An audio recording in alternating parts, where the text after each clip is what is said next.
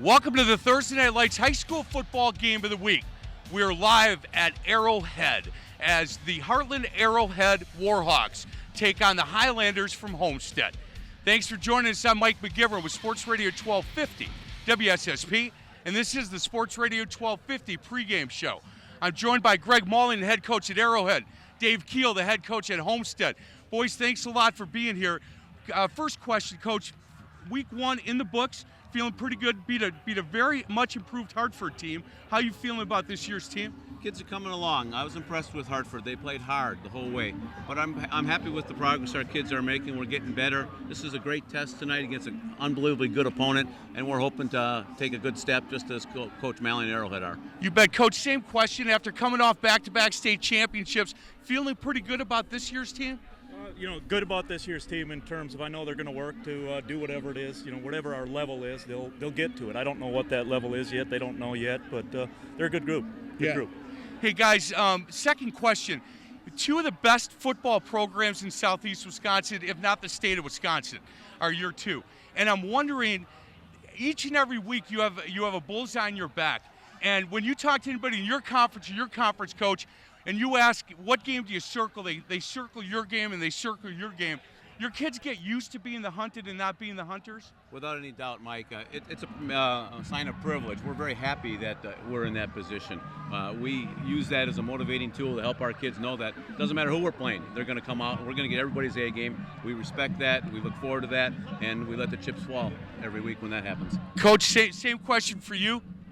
Yeah, it is. Like Coach said, it's a privilege, and it is, it's fun. It's what the kids are looking for. You don't want to play fish. You want to be tested day after day, and it's a good opportunity, with our conference, and then obviously dealing with these guys. That's why we scheduled the game. You know what, and that's the last question for you. There's a lot of teams that will try in the non-conference to make sure they get a win. You went to Bradford, now you're playing Homestead. You went to Hartford, or you played at Hartford at home, and now you're here at Arrowhead. And I'm wondering, you guys here, just when coaches say, look, we want to play the best, you guys really mean that. You want to play who the best is. Yeah, that is the only way to get better. We found that out a few years ago. We kind of got caught sleeping, and it doesn't pay to find out late in the season. I'd rather find out tonight where we're at. You bet. Same thing, Coach? Absolutely. You want to find out where you stand, what you need to work on, and Arrowhead's going to find our weaknesses, and we're going to work and try to overcome those. Guys, thank you so much. I'm going to cut you loose. Right, we're going to get to a break. Other side of the break, Terry Kelly, John Weiser will get you the keys of the game. This is the Thursday Night Lights High School Football Game of the Week. Nobody talked to me, boys. Thank you. Sorry about that. Fellas,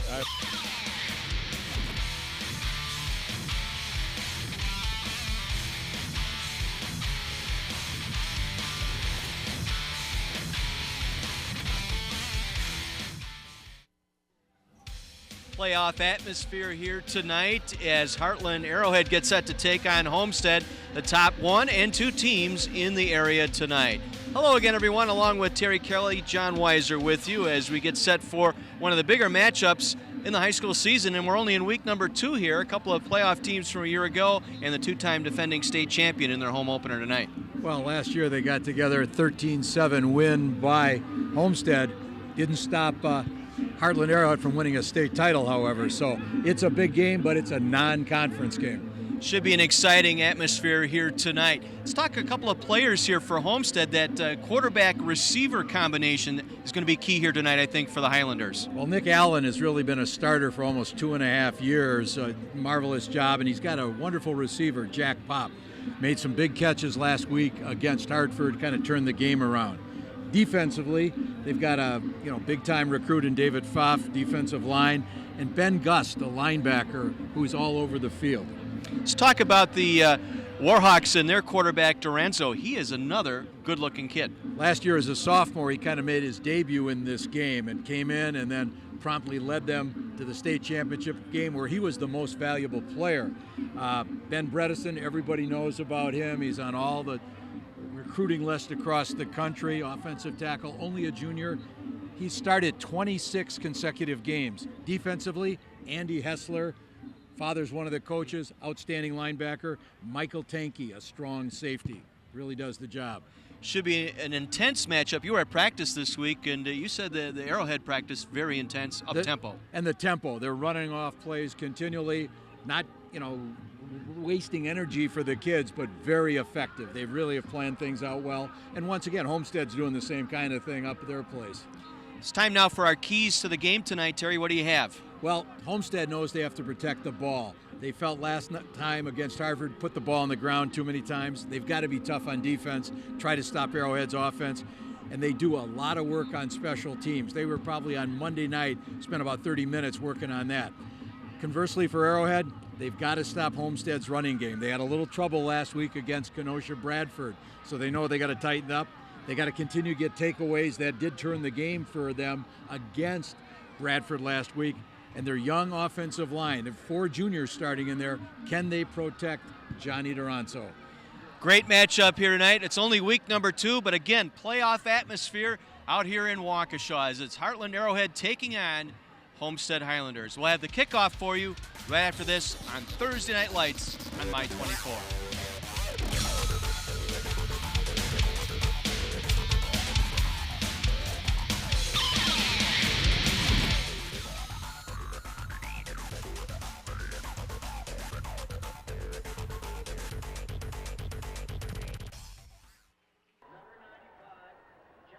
Big crowd on hand here tonight at Heartland Arrowhead as the Arrowhead Warhawks open up their home portion of their schedule, hosting the Homestead Highlanders here at Taraska Stadium and Pfeiffer Memorial Field. Homestead taking the field here, and the Warhawks on the near sideline as well. Playoff atmosphere here tonight. The top 1 and 2 teams in the area battling here tonight.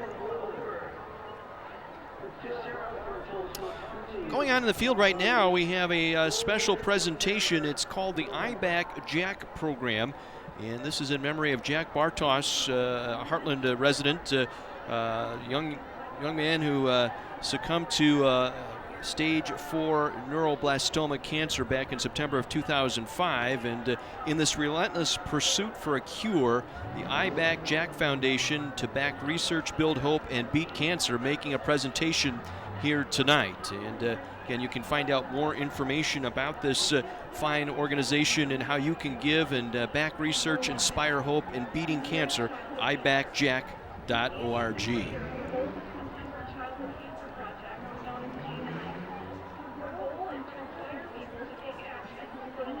And school not in session yet, so very impressed the first 2 weeks, Terry, with the crowds we've had here for our Thursday night broadcast. Well, people aren't staying home to watch that Packer game. It's kind of like replacement players coming in, and they know that they've got a contest here that could really be exciting. People talking about, will it be the last team holding the ball that's going to get the win? And basically came down to that last year when these two teams faced off in Mequon. Last minute touchdown with under 2 minutes left. The difference in that 13-7 victory for Homestead. And then both teams went on to finish undefeated in their conferences. So I think both coaches, as you saw in the pregame interview with Mike, are really glad to have the opportunity to play a quality opponent.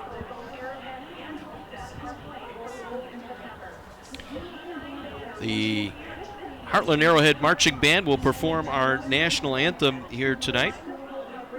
Again, cloudy skies here in the Merton area, and hopefully that rain going to hold off till after the ball game, and kind of misting, little drizzle in the warm-ups here as we were watching the teams warm up before our ball game tonight. So hopefully the weather will hold out here this evening. Otherwise, very comfortable as far as the heat and humidity is concerned. Right. We haven't had that real hot spell. It hasn't seemed like the typical Wisconsin start of the season for football. Well, we'll pause now. Let's enjoy our national anthem tonight as performed by the Arrowhead Warhawk Marching Band.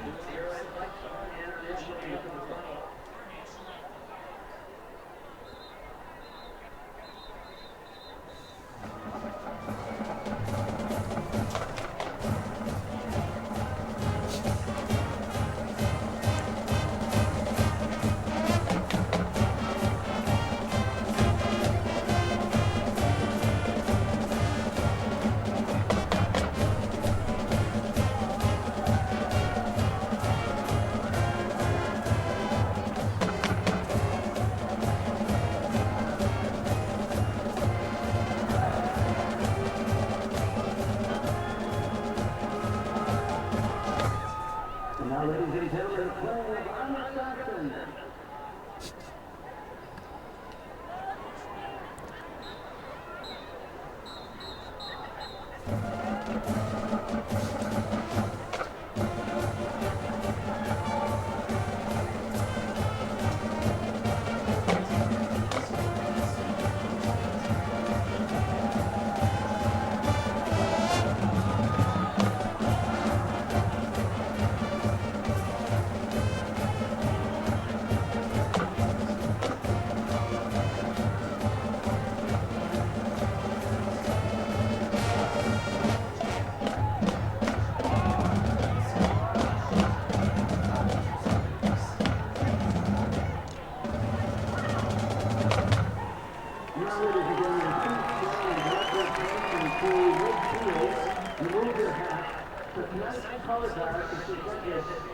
The United States Army.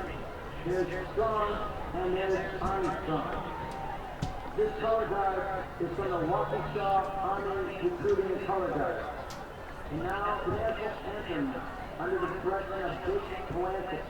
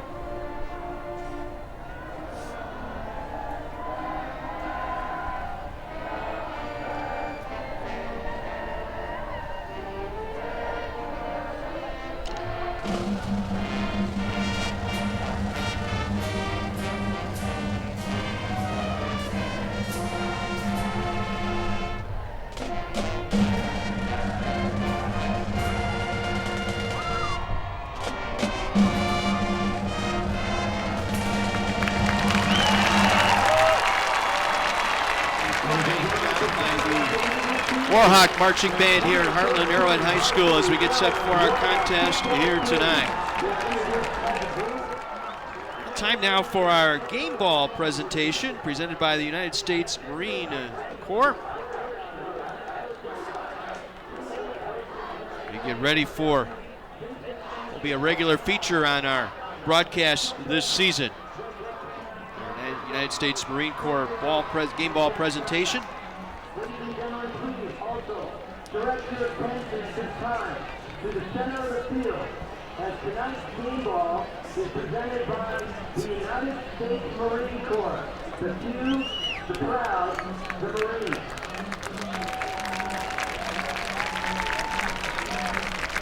And the game ball presentation to our officiating crew tonight, headed up by referee Mike Guest. Leroy Adler is our head linesman tonight. Gary Mankey, the umpire. Bob Thurber, the line judge. And Jerry Holmes, our back judge here tonight. Arrowhead in the red tonight. Homestead in the white. Final non-conference tilt for both of these schools. They'll head into respective conference play next week. Homestead out of the North Shore. Arrowhead out of the Classic 8.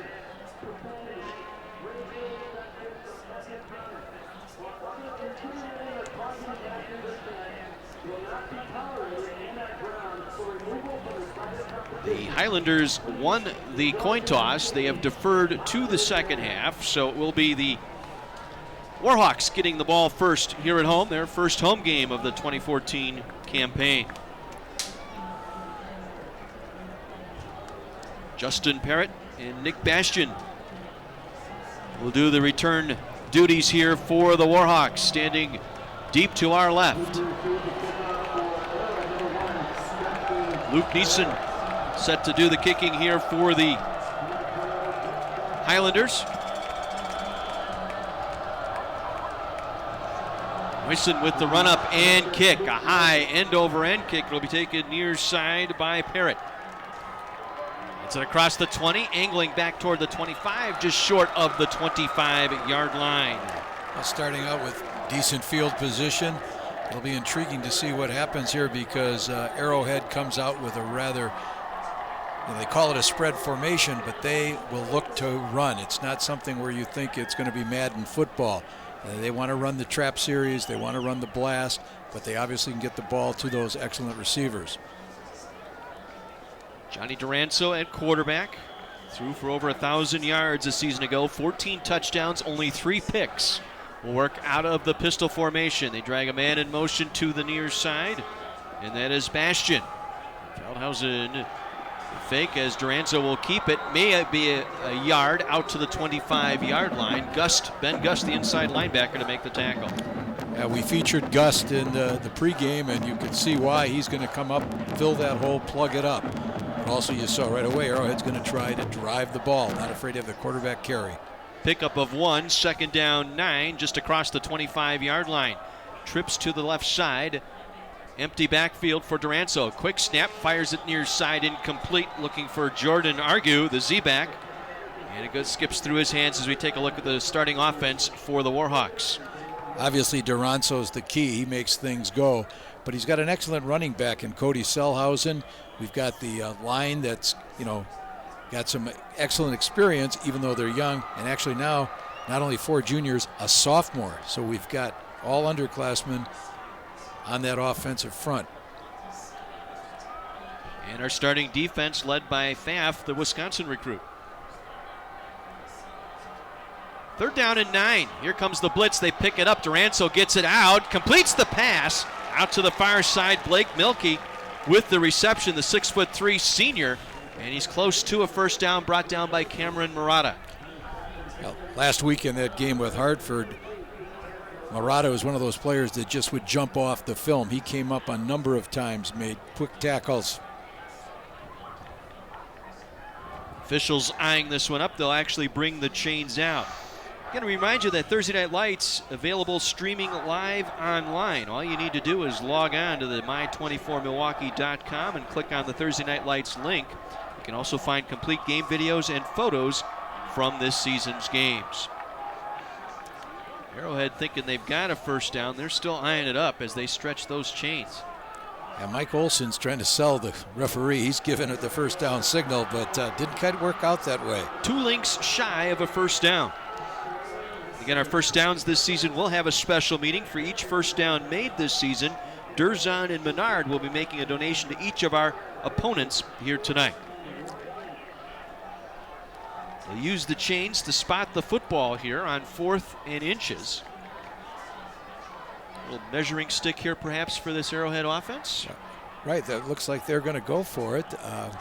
Having this be a non-conference game, you're willing to try to see what you can do. So we'll see if they're going to try to draw them offside and then go to the punt. But Homestead, I'm sure, is going to be ready.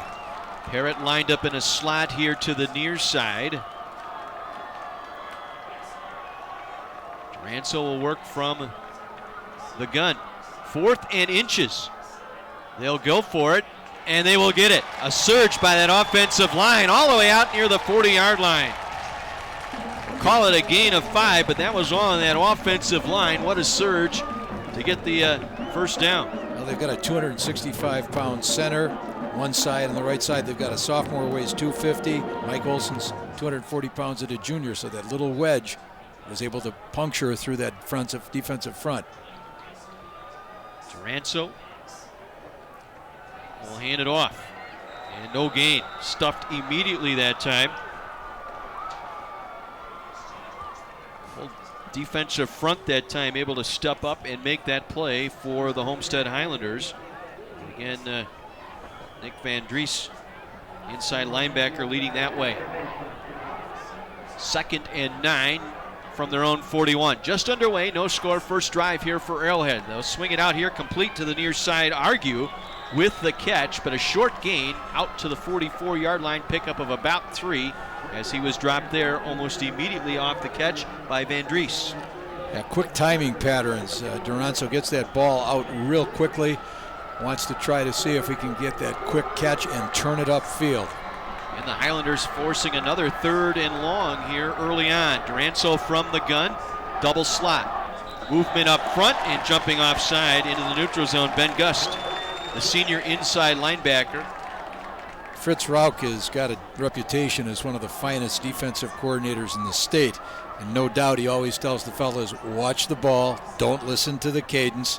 I would imagine as they're going for film tomorrow, poor Ben will hear that he made a mistake. You know, another question too, Coach, you've been around this game a long time. How much does it mean to have your entire coaching staff in the building every day? Right, I mean, they either seem to have at Homestead teachers who are on the staff or retired teachers who've come in. And so they really understand kids, they make the connections, and that is critical to keeping your program going. 3rd and 1 off the neutral zone infraction penalty here against the Highlander defense. Duranzo will work from the gun again, double slot. Single back is Salhausen. And he'll give it to Salhausen. He'll bull his way forward to midfield. Should have enough for the first down as he crosses into Highlander territory to keep the drive alive. Again, Pfaff and Miller both in on the stop that time for the Highlanders. Yeah, they ran a quick little trap right up at the center. And that's one of the things they were working on heavily in practice this week on Tuesday. So Durzon and Menard first down here for the Warhawks, just inside Highlander territory. Empty backfield here, 4 receivers to the left side. Duranzo will throw. Quick drop, gets it out near side through the hands of Argue, incomplete. Second time Argue has gotten a hand on the football but unable to corral it. Good solid protection. I'm sure Argue would like to have that one back. Actually a little behind him. Got to defend him, the receiver, a little bit. 2nd and 10 from the Highlander 49. Early in our first quarter, scoreless game. They'll send a man in motion far side, Perret. And they'll fake to Salhausen. The keep by Duranzo breaks a tackle inside the 45 down to the 43-yard line. Pickup of about 6 on the quarterback keep by Duranzo. Yeah, Arrowhead, as they did that motion, were motioning into a trips formation, trying to get Homestead to over-adjust, and then they hope to come back away from that formation and find a seam. Bruner, the strong safety, stepping up to make the play that time for Homestead. Well, another 3rd down here. They're 2 for 2 so far on the conversions. 3rd and 4. There's the blitz, they'll throw out of it, completes the pass. Slant pattern over the middle. Sebastian Lukas, the senior, 6 foot, 185 with the reception, runner on the stop. Homestead brought Adam Kelly on the blitz, and you got to give Duranzo his props, hanging in there knowing he's going to get hit. Threw that ball right on the money. So an opening drive here. It's taken off nearly 4 minutes off the first quarter clock here. Arrowhead workmanlike here on this opening drive. Salhausen will line up in a slot here to the near side. Duranzo rolls right, throws back left, ball tipped and nearly picked off. It falls incomplete, or did they get it? They will give it to him on the pick.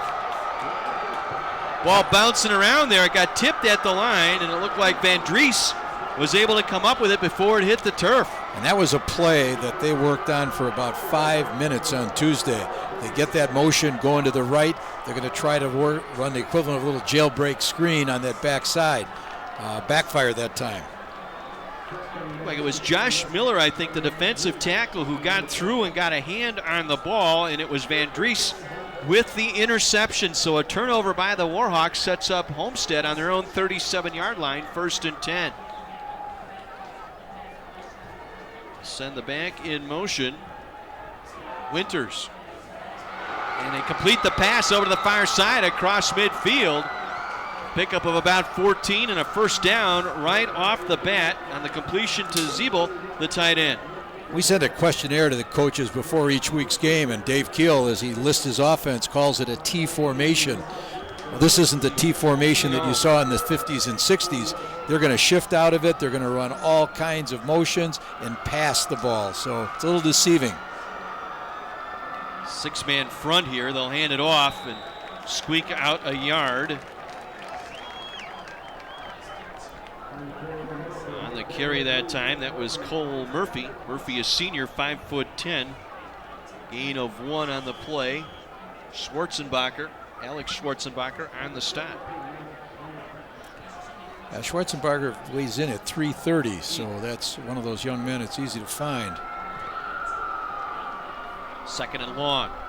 Wants to throw, fires it complete to Zeeble again down the far sideline, inside the 31, down to the 30-yard line. Gain of about 15 on the play, and another Durzon and Menard. First down, Michael Tanky on the stop. As we mentioned a little earlier in the pregame, Allen's been starting for 2.5 years. Scored last week on a touchdown run. He punts, runs track, all-around athlete. Trying to capitalize on the interception. Islanders on the move.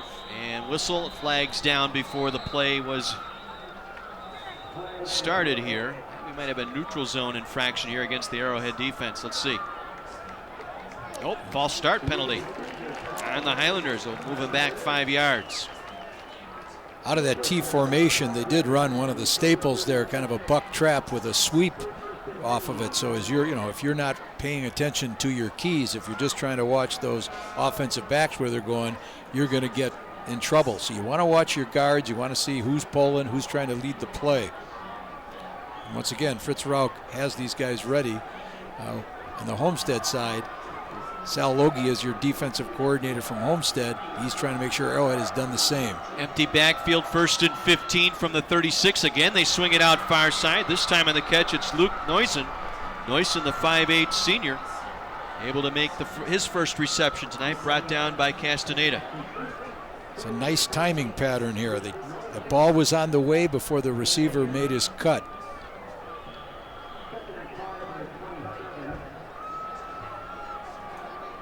Of 9 on the play, sets up a 2nd and 6.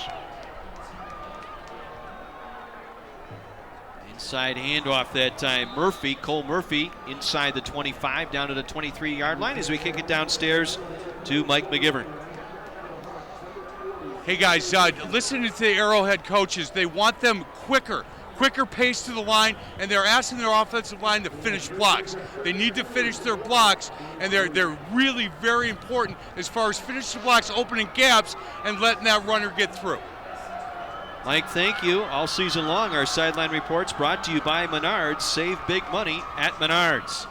3rd and short, and as they unpile, awfully close to that first down stick. I think they came up just a shade short. Once again, you saw that wedge. You saw it. It's just like trying to turn your offensive line into a snowplow and just kind of push that middle back.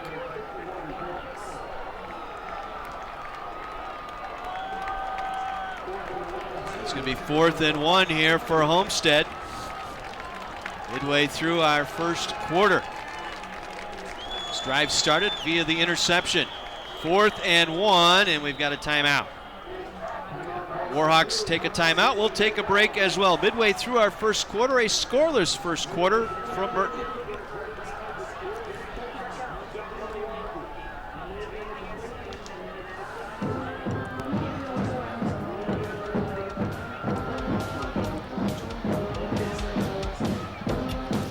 Sorry. Okay, all right, good.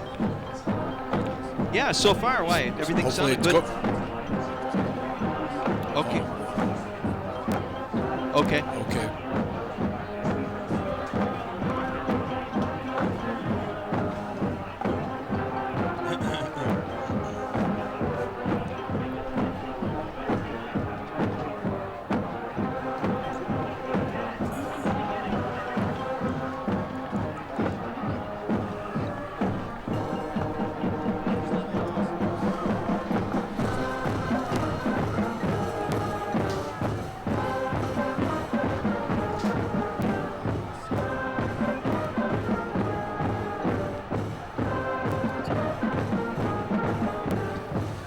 Scoreless first quarter. Highlanders trying to capitalize on the Van Dries interception to thwart the Warhawks opening drive. Homestead facing a 4th and 1 from the Arrowhead 22-yard line. It was interesting right before they took that timeout. Homestead came up with an empty backfield, just the quarterback, and now it's kind of like a chess match. Arrowhead's defense going to react and go all wide, and is the quarterback then going to try to run the sneak?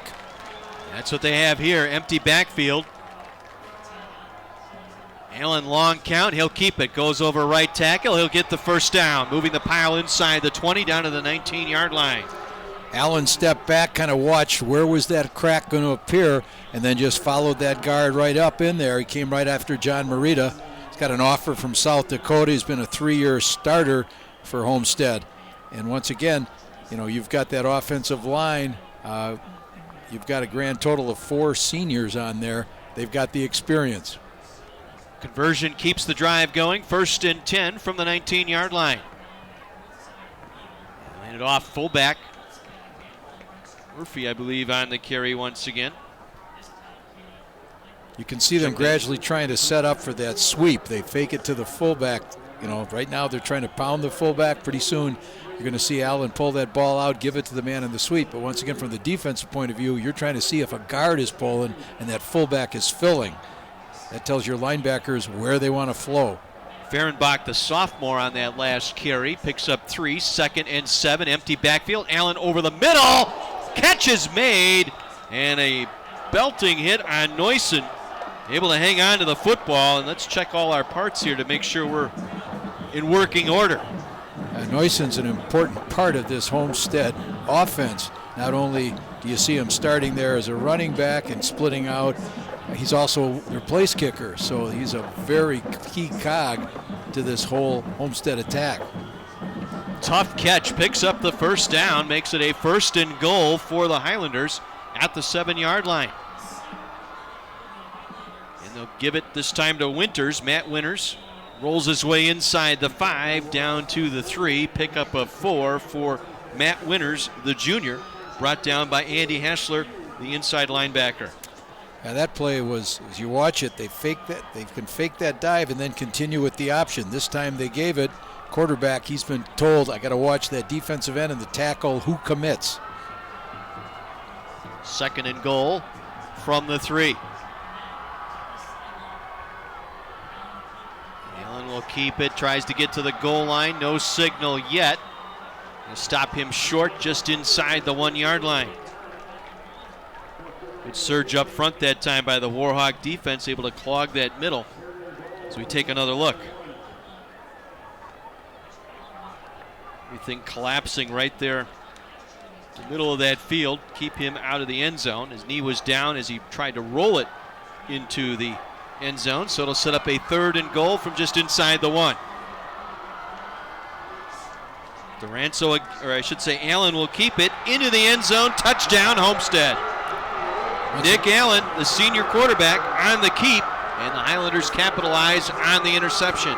You saw that surge by that offensive line, and if you look closely on your screen, you see the knees bent on those linemen. They've gotten down, and then they're moving their feet. One more look. Surge right up the middle for Allen, the quarterback.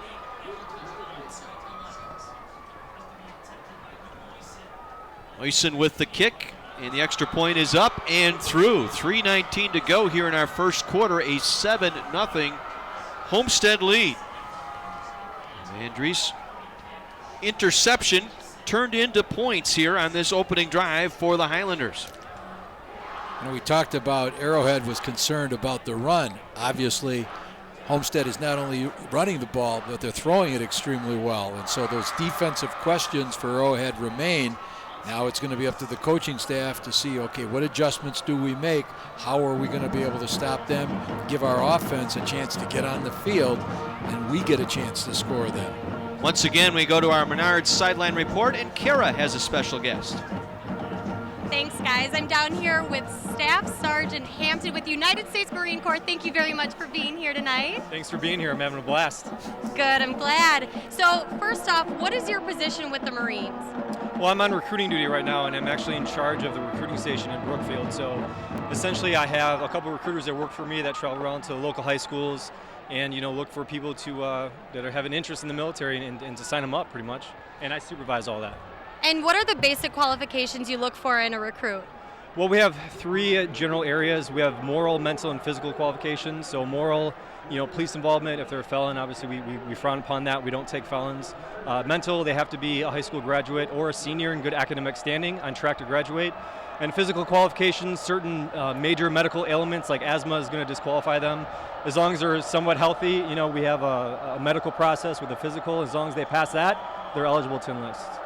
And I'm sure we've got some great guys out here and ladies that are looking to get interested in the Marines. Well, we've already had a couple come up to the pull-up bar, and it looks pretty promising, so I hope so. Good, and thank you again for being here tonight. Well, thanks for having me. It's awesome. And back to you guys upstairs. Garrett, thank you so much. Kickoff into the end zone. The automatic touchback will move the football back out to the 20-yard line. Arrowhead gets the football for the second time tonight. Impressive on that drive, Terry, passing the football for Homestead. Allen 4 for 4 on that drive. And then you had Neusen made one of the catches, saw him just kick off, and he kicked the extra point. Key role. 11 plays, 63 yards, capped off by the Allen touchdown run. So Warhawks down 7 here as they start on their own 20. Movement at the line of scrimmage, and we've got penalty markers down. Mike Guest, our referee, busy so far early tonight. Yeah, it's still a little sloppy for this preseason game, but they want to get themselves into proper rhythm and sync.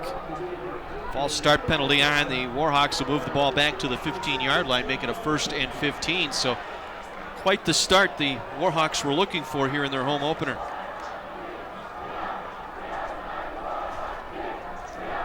Johnny Duranzo. Blitz is coming. He'll get it out, and he'll loop it out there. Completes the pass here to the near side. Selhausen with a kind of a leaping catch takes it across the 15 out to the 18-yard line. Yeah, that little screen didn't quite have the rhythm that we saw them working on in practice earlier this week. They've been having, things go their way in that first game with part of their offense. Now Homestead has given them a real struggle. 2nd down and 11 here for the Warhawks. Looks like Selhausen the single back, double slot here for Duranzo. Movement up front once again. We'll sort the penalty out here as we head downstairs to Mike McGivern. Hey guys, on the Homestead side, they were asking for targeting on the hit on number 28. He came off the field a little bit dizzy, but feeling pretty good. He had a great kickoff, so he's feeling better. Homestead coaches not happy with not getting a call on that one. I've got Chris Kabadovic on Homestead field and Homestead side, and he's sending me a lot of information, so I'll keep you boys updated.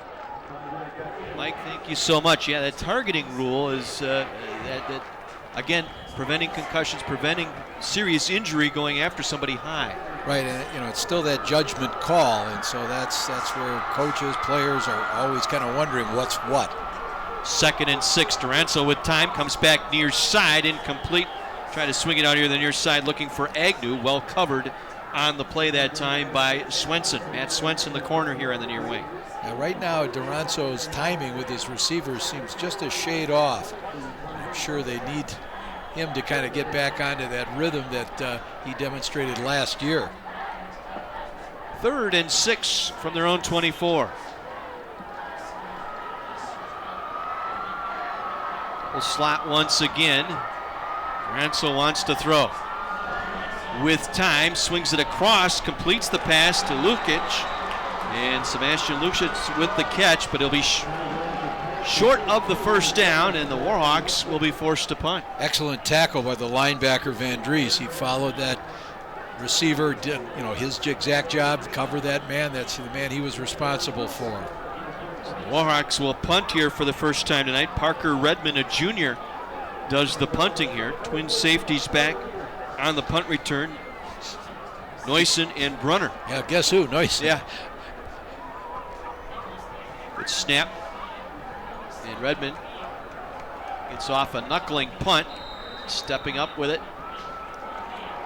It'll be Noyson, hauled in just short of midfield. Good field position here for the Highlanders. Well, the highest rated show on cable is coming to broadcast TV and a whole new audience. Don't miss The Walking Dead, Wednesdays at 7, starting October 1st, right here on Milwaukee's My 24. 7-0, Homestead leading, capitalizing on a interception, a Duranzo interception. Andres with the pick, and they march at 64 yards for an opening score, an 11-play drive, and that's where we stand here late in the first quarter. Allen wants to throw with some time. Steps up, going down the near sideline, and it's broken up, incomplete. Pass intended here on the near side for Jack Pop. We featured him in our pregame tonight, Terry. Yeah, he really made some key catches against Hartford last week. And, you saw number 42 for Arrowhead cover Pop very well. Pop also happens to play basketball, so he has got that ability to go up and grab it. That's Antonio Jose Ramos. What's interesting about him, you hear about 2-sport athletes, 3-sport athletes, 4-sport athlete at Arrowhead. With the carry, Winters, nothing there. Arrowhead defense had that snuffed out. Broke through that line of scrimmage. Winters nowhere to run. Jacob Mann, first man there to defensive end on that left side. What the defensive coaches for Arrowhead are going to be pleased about was how they slid to the ball. They kept their shoulders square to the line of scrimmage. They didn't give them that seam up through which they could run. You're going to look at the senior, 6'4", Jacob Mann. He'll come out, empty backfield here. Loss on the play, sets up 3rd and 13. Allen wants to run.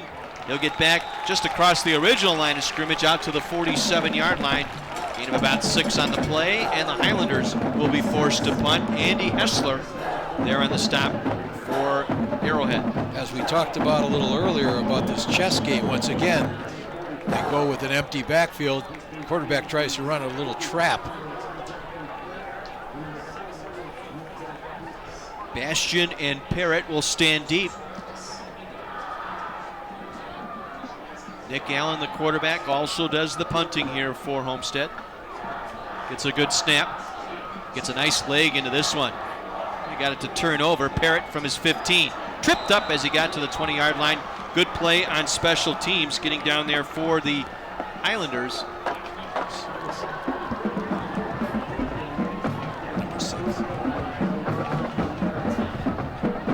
That was Blake Milkey, I believe, who got in there. Yes, indeed. Sensing another theme here tonight, Terry. I think it's a beach party. I'm not going. Real quick, let's head downstairs to Mike McGivern. Hey guys, that whole break, the offensive line coach, they're very concerned where Pfaff is. Very concerned trying to figure out where he's lining up and making sure they make their adjustments. That whole time, that's what they're concerned about. Ranso empties the backfield, 5 going out, completes the pass here on the near side, just short of the 25-yard line, completing it out there to Nick Bastian. And that will end our first quarter here in Merton. Your score, Homestead 7, Arrowhead nothing. Thursday Night Lights on My 24.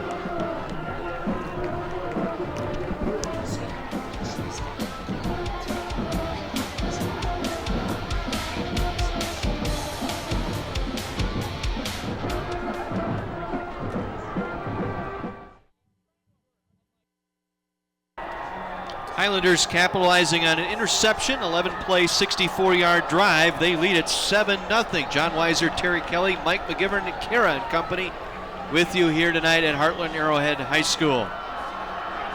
Start of the second quarter, 2nd down, 6 from the 25. And trying a quick blast up the middle, nothing doing there, just a gain of a couple that time for the Arrowhead, trying to go on a quick count, right, Coach? Yeah, they've worked some silent counts during practice this week. 3rd and 4. Duranzo steps up, delivers, pass behind the intended receiver, incomplete. Was looking for Sebastian Luxic again, the 6-foot senior. And a 3 and out here for Arrowhead. Yeah, that timing, just a shade off. And they, it's a shame for as far as the Arrowhead coaches are going to be concerned. They made a defensive stop. Now they're not able to keep the ball. Blitz by Ben Gus that time. Duranso maybe a little under stress there to get that one away a little early. So another punt here, second one of the night for Parker Redmond. Bobble the snap, now gathers it in. Low line drive, fair catch signaled for and made by Cameron Murata. Well, all season, Mike and Kara will have the opportunity to talk with sponsors, coaches, and other guests down on the sidelines, letting you know about the best things and great things going on in the communities we visit. Our sideline reports are being brought to you by Menards. Save big money at Menards.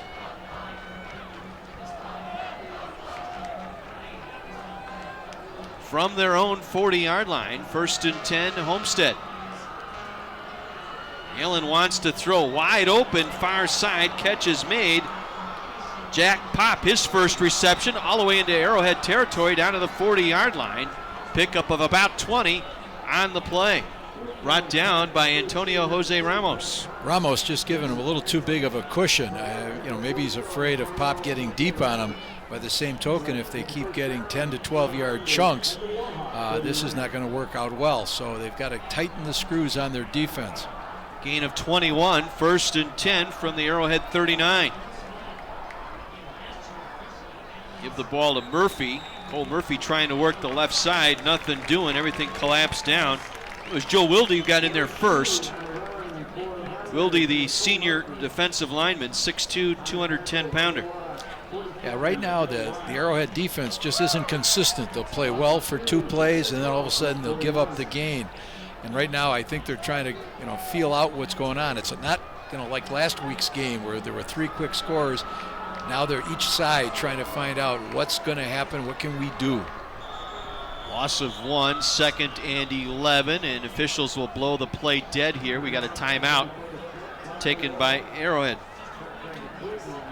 Again, a reminder, Thursday Night Lights is available streaming live online. All you need to do is log on to my24milwaukee.com, click on the Thursday Night Lights link. You can also find complete game videos and photos from this season's games.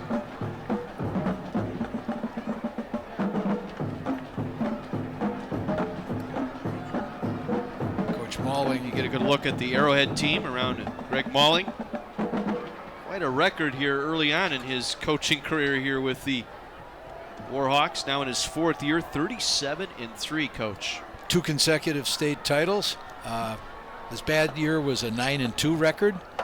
You kind of say to yourself, where do you go from here? He's obviously following a legend in Tom Taraska, but he's certainly, I think, come in and established what he wants his team to do, the identity that he wants them to have, and they've responded to him very well. Let's head to the sidelines in Kara.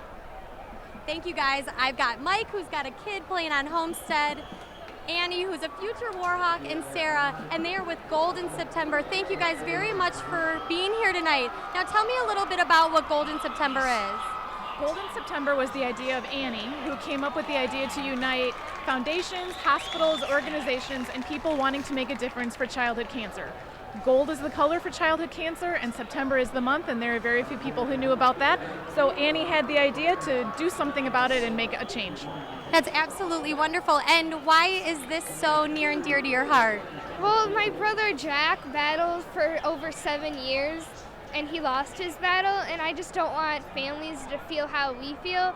So I just want Golden September to unite all hospitals, foundations, and organizations, and people like me wanting to just help make a difference. That's absolutely wonderful. We are so excited to have you guys here, and I'm sure you're warming a lot of hearts. And now, why are you here with us? So I'm actually the director of the cancer program at Children's Hospital of Wisconsin, Medical College of Wisconsin, and probably more importantly, I took care of Jack for many years as his oncologist. That's fantastic. And now you also have a foundation for Jack, is that correct?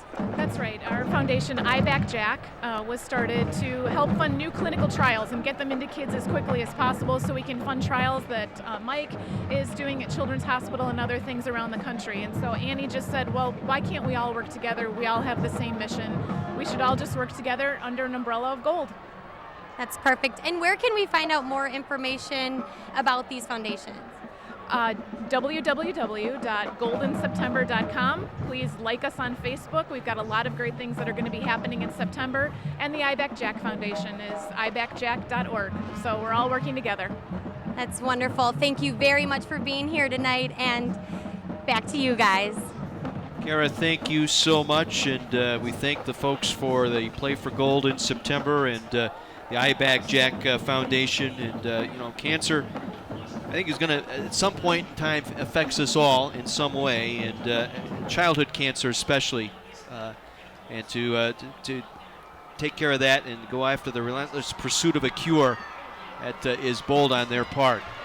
Third down and long, and Allen on the scramble, going to find some running room and is going to be taken down just shy of the first down. Hassler able to track him down. Initially he had outstanding protection, and their opening appeared to that left side, and he took off and came up just a shade short. Credit Hassler with the pursuit coming all the way across to make the tackle and stop him short of the first down. So 4th and 1. Need to punch it just inside the 30-yard line. Tight formation across the front on 4th down. Allen will keep it again, going over the right side. Lot of room there. First down for the Homestead Highlanders. That's the same move we saw him make earlier, headed towards the other end zone. He steps back, reads where the hole is, slides in right in, and once again, he follows in between John Marita and Mike Nelson. So another Durzon and Menard first down for the Highlanders, leading 7-0 here, capitalizing on a first quarter turnover. And now marching into the red zone. Winters up the middle inside the 25, tripped up at the 23-yard line. Matt Winters, a 5'10", 185-pound junior, had a touchdown last week against Hartford. Right, they gave it to him on the dive that time. Once again, they're continuing to run that belly option fake. Old timers can remember that whole series coming out of the T formation. Gain of 4, 2nd and 6 from the 22. Allen will take it around in, tries to break a tackle out there, and collapses down near the 21-yard line. Good read that time on the corner and the defensive end on that left side. Now you saw Jack Bredesen come in and join Andy Hessler, put the stops to that play. Bredesen, outstanding athlete. The other brother is getting the attention offensive lineman. Meanwhile, Jack, he's going to head off to Michigan on a baseball scholarship. He's a pitcher. 6'6", 240. I bet you he can bring the heat. Pickup of 1, 3rd and 5. They'll empty the backfield here. Allen with time, back to the near side. Ball is tipped and it drops incomplete. Usually off the fingertips of the inside receiver and then fell short of the man on the outside. That'll bring up 4th down as we head downstairs to Mike McGivern. Hey guys, listen to the Homestead coaches, and thanks to Kerry Hazley for this.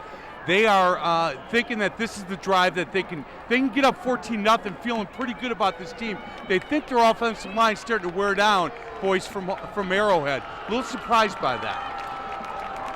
Once again, they'll go for it here on 4th and 5 from the 21-yard line, empty backfield.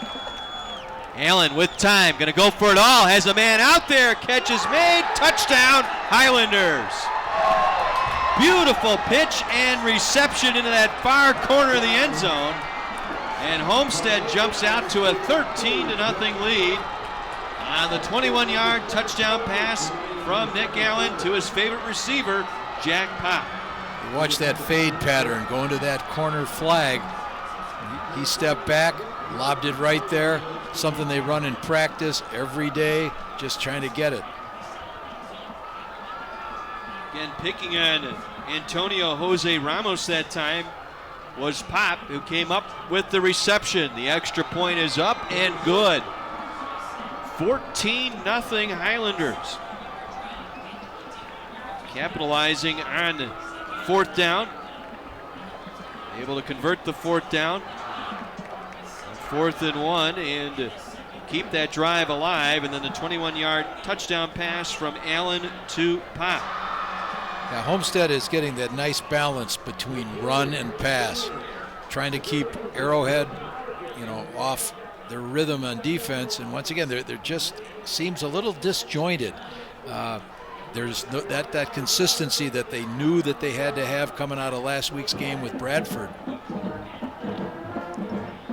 We want you to know all season long, our good friends at Durzan and Menard will be making a donation to the Thursday Night Light teams for each first down made during our telecast. We'll have a chance to talk with Bob Menard during our American Family Insurance halftime report here this evening. 60-yard drive capped off by the 21-yard touchdown pass from Allen to Pop. And the Highlanders up 2 scores here on the two-time defending state champion Warhawks. Yeah, Coach Malling said he wanted to find out some things about his team. And once again, that's why you go play a tough opponent.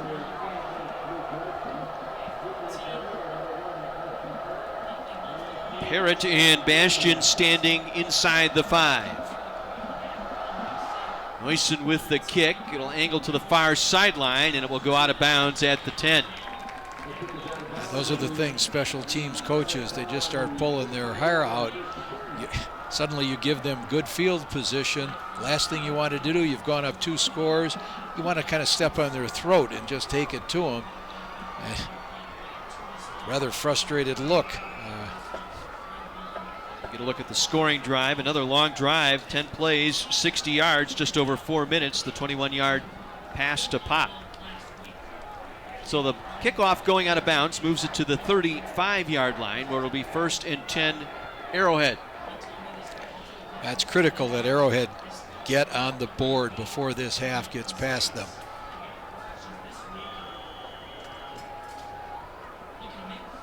Four receivers, single back. They'll throw out of that, complete the pass far side. Argue with some room. Argue inside the 30. Argue to the end zone. Touchdown, Arrowhead. Well, when I said they needed to get a score, I didn't know it was going to come quite that quickly. And Argue kind of makes up for those 2 drops. Now he comes back and puts the hurt. And this could be the spark Arrowhead needed to get going. Although, one of the things you got to realize, it's great to go get that score, but your defense, who's been struggling, now they got to go back on the field. So, you've got to take the good with the bad. Fritz Routes is not going to like what he sees on that film. Watch this, 2 missed tackles here. Arm tackle there, and Argue, once he broke that arm tackle, off to the races, 65 yards, and Arrowhead answers in 1 play.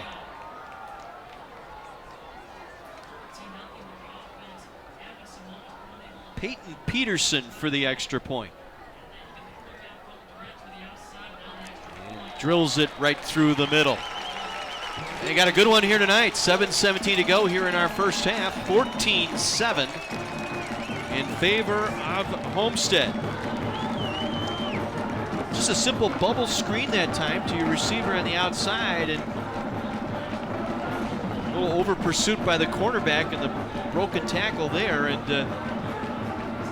that's how it happens. One of those fundamental mistakes, when you see the replay on that, you're going to see the defensive back come up, has his head down. And, bad technique in terms of protecting yourself. And unfortunately, it also can result in long gains. So, once again, you learn from playing these games. That's what you want, is you want to go forward. This is not your entire season, but it does set the stage. So, both coaches are looking to take this game. Obviously, they want the win, but it's more, how does it set them up for their next games?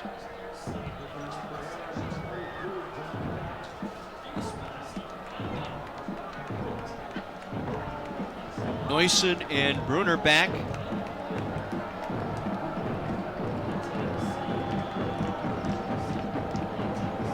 Peterson. drive this one to the 5. Noyson across the 20 out to the 21-yard line. Brought down in the play by Adrian Castaneda. We've called his name a couple of times on special teams tonight. Right, that was an excellent kick. It kind of pinned him into the side.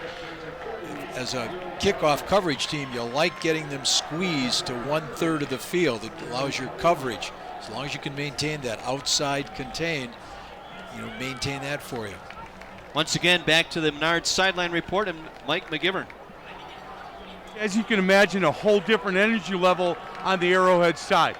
Offensive line's ready to go. Quarterback said to the defense, just get the ball back. Inside handoff here.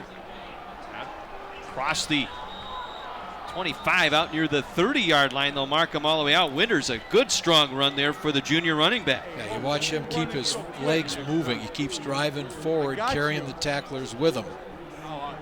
That camera watched you run. Gain of 8, just short of 9 yards on that pickup that time by Winters.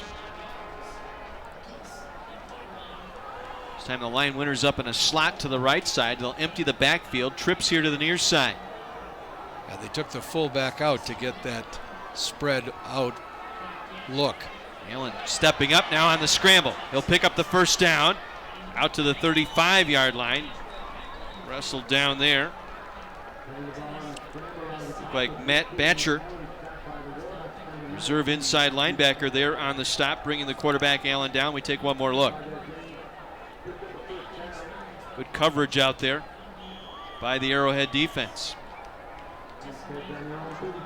But it will be a Derzan and Menard first down for the Highlanders, just short of their own 35-yard line. Midway through our second quarter, leading by 7. Toss it out to Winters, trying to string it out. Arrowhead does a nice job defensively there. Great job by the defensive end on that far side. That lineman Wilde again able to get his first lick and then brought down by Teddy Orlando. Right, and there once again you see the flow from Arrowhead. That's something they want to see consistency with it. We've used that word about 3 times now. And let's see if we're gradually having the game slow down. It's like we saw Franklin last week. The game slowed down for them. They were able to come back against Sussex. 2nd and 9 from their own 36. Empty backfield. Allen, one pump, brings it back down, fires it over the middle, and it is a completed pass. Nice catch that time by Noyson. It's 2 big catches tonight for the wide receiver, able to bring that one down at the 47-yard line. Good for another Derzan and Menard first down. Yeah, Allen showed real good patience there. He got that little pump fake in. Midway through our second quarter, we'll take a break here. 14-7, Homestead on top of Arrowhead. Thursday Night Lights on My 24.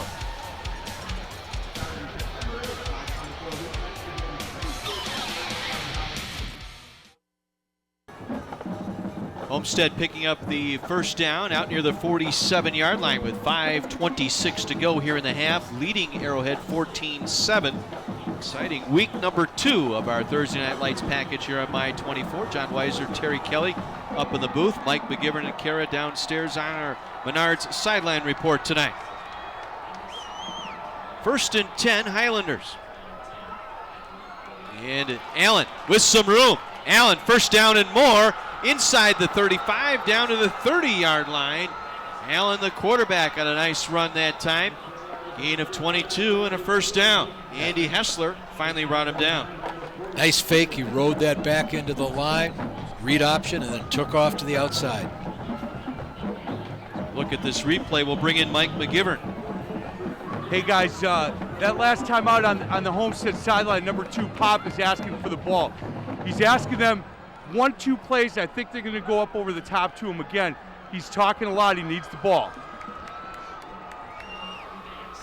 From the 30-yard line, 1st and 10. Noyson picks his way up the middle, cuts it outside of the 26-yard line. Gain of about 4 on the play for Noyson. Once again, Hessler, his 7th tackle tonight. Yeah, you see Noyson, he takes that little jab step to his right. They get the fake, and then he crosses right behind it. Call it a cross buck, call it wax action, whatever you want to do it.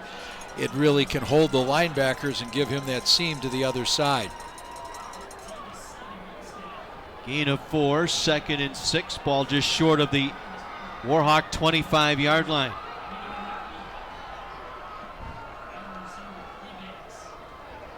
This is Murphy inside the 25 down to the 23-yard line. Pickup of 3 sets up a 3rd and short for the Highlanders. Hessler again, busy man tonight on defense. Linebacker for the Warhawks on the stop.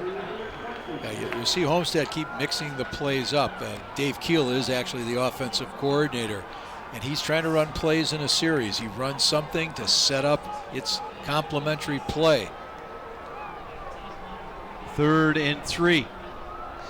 Again, they'll empty everybody out. So keep a single back in. That's Murphy with Winters lined up in a slot right. Allen will keep it. Bounces off a tackle inside the 20 down to the 18-yard line. Should have enough for a Derzan and Menard first down. Yeah, he crossed things up that time. 2 other occasions he went to his right side. Now he decided to follow up Jack Warschauer. He's a 245-pound senior. Come up with Chris Malicki. You got a 280-some-pound junior. Go to that left side. So once again, that chess game, if you defensively you start trying to guess and slant your line, well, once again, they found a way to go against that. Under 3.5 minutes to go here in the half. Homestead leading by 7, but driving into the red zone here. And it's Noyson again. Nice tackle behind the line. May have gotten a yard out of it. Jake Powell, the defensive lineman, sophomore, 6 foot, 210 pounds, in on the stop that time. Yeah, the flow, you know, if you, as a linebacker, if you read that pulling lineman, go with him, and that's exactly what they did that time to make the stop. Loss of 1, 2nd and 11.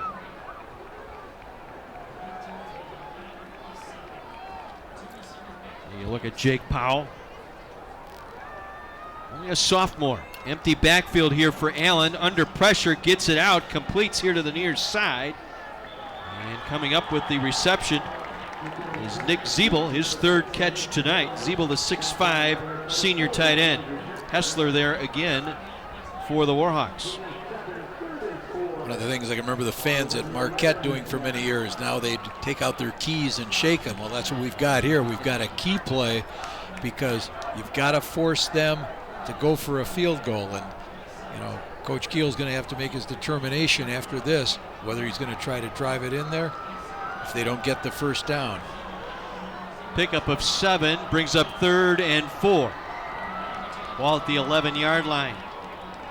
Handed off, ball's out at the 10-yard line. Warhawks think they have it.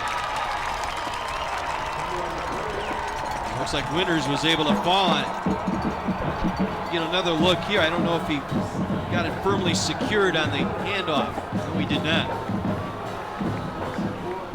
He got that right forearm, came up above that football. Lucky to get that one back. Yeah, Homestead's guard couldn't get out on that linebacker. He fought his way off the ball, off the block, filled in that hole extremely well. Well, 4th and 3. They're 2 for 2 tonight on 4th down. Keel might be taking some time off the clock here and might take a timeout. Clock rolling, 1:10 remaining, and indeed he'll take his timeout here.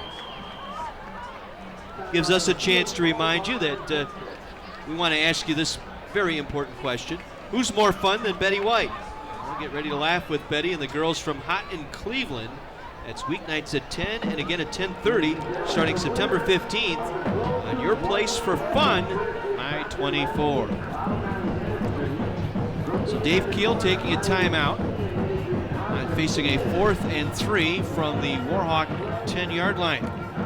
Yeah, all the coaches in the stands, they've already decided what he should have done. And so now Dave's got to decide, am I going to try to put up 3 more or am I going to go for the touchdown? You know, it's one of those things, you know, whatever way you make the choice, if you don't get it, folks are going to be upset with you.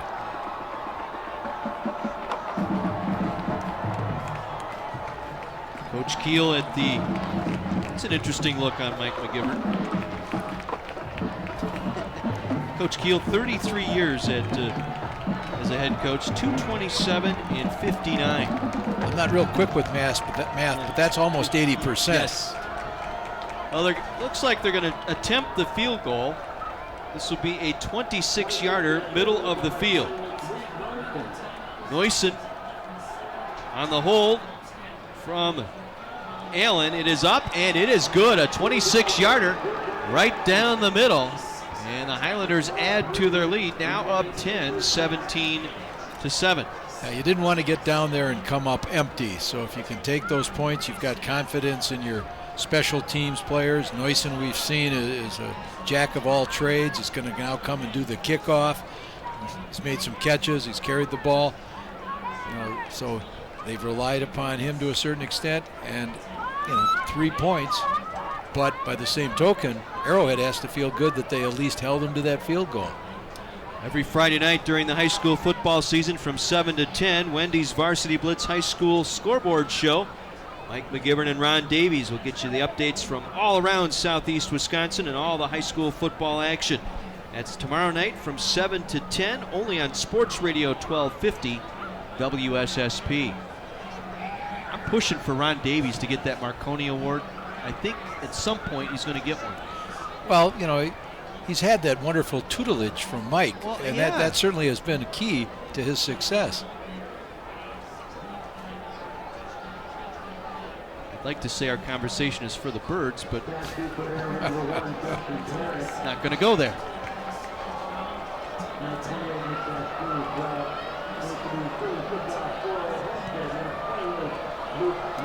Neusen to kick this one off. His team up by 10 here late first half. This is a returnable kick by Parrott from his own 3. And across the 20, out to the 28-yard line, 25-yard return for Parrott.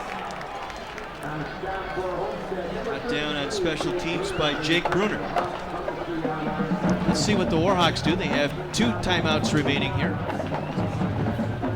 Once again, downstairs we go to Mike McGivern. Hey guys, 2 things. Tomorrow night, Ron Davies is not in. Jeff Trickey is sitting in for him. So Jeff and I will be doing the scoreboard show. And Terry Kelly, is it me that you said should get a Marconi? No, I said you've been tutoring. Tutoring. You've been an excellent teacher. I just wasn't quite sure where you're going with that. Thanks, Terry. You're welcome, Mike. Boy, that Hilltopper apple doesn't fall too far from the tree, does it, Mike? Not. First and 10, Warhawks. Flag down at the line of scrimmage. Pass broken up, incomplete. Intended to the far side that time for Jordan Argue, but there is a marker on the play. Yeah, you saw Murata come up, and he closed along with Adam Kelly. And there's the kind of pass coverage that makes defensive back coaches smile. Preliminary signal was illegal motion against Arrowhead. Good look at Johnny Duranzo. 6'1" junior. MVP in the state title game last year at Camp Randall. As a sophomore. As a sophomore, you are correct. So illegal motion, 5-yard penalty makes it a 1st and 15 here at the 23-yard line. 53 seconds to go in our half.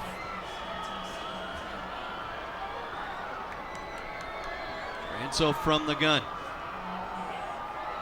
We'll take it upfield to the 30 and out of bounds just across the 31-yard line, ushered out on the play by Ben Gus. Yeah, Gus linebacker. He just wanted to make sure he held his position, and the last thing you want to do is give him a cheap score. Interesting to note that he was dropping back to pass. Arrowhead is not going to just be content to try to go in with a score separated by 10. Gain of 9, 2nd and 6 upcoming. Clock stopped, 47 seconds to play in the half. And so, rolls right. Now under pressure. We'll fire that one to the sideline. Late penalty marker thrown by the umpire. Now you saw David Pfaff putting that pressure upfield on the quarterback. You also saw some of Pfaff's speed as he got himself there to the outside. Looks like it was the intended receiver. The umpire dropped that flag right at the end of the play. he maybe had a lineman downfield, perhaps.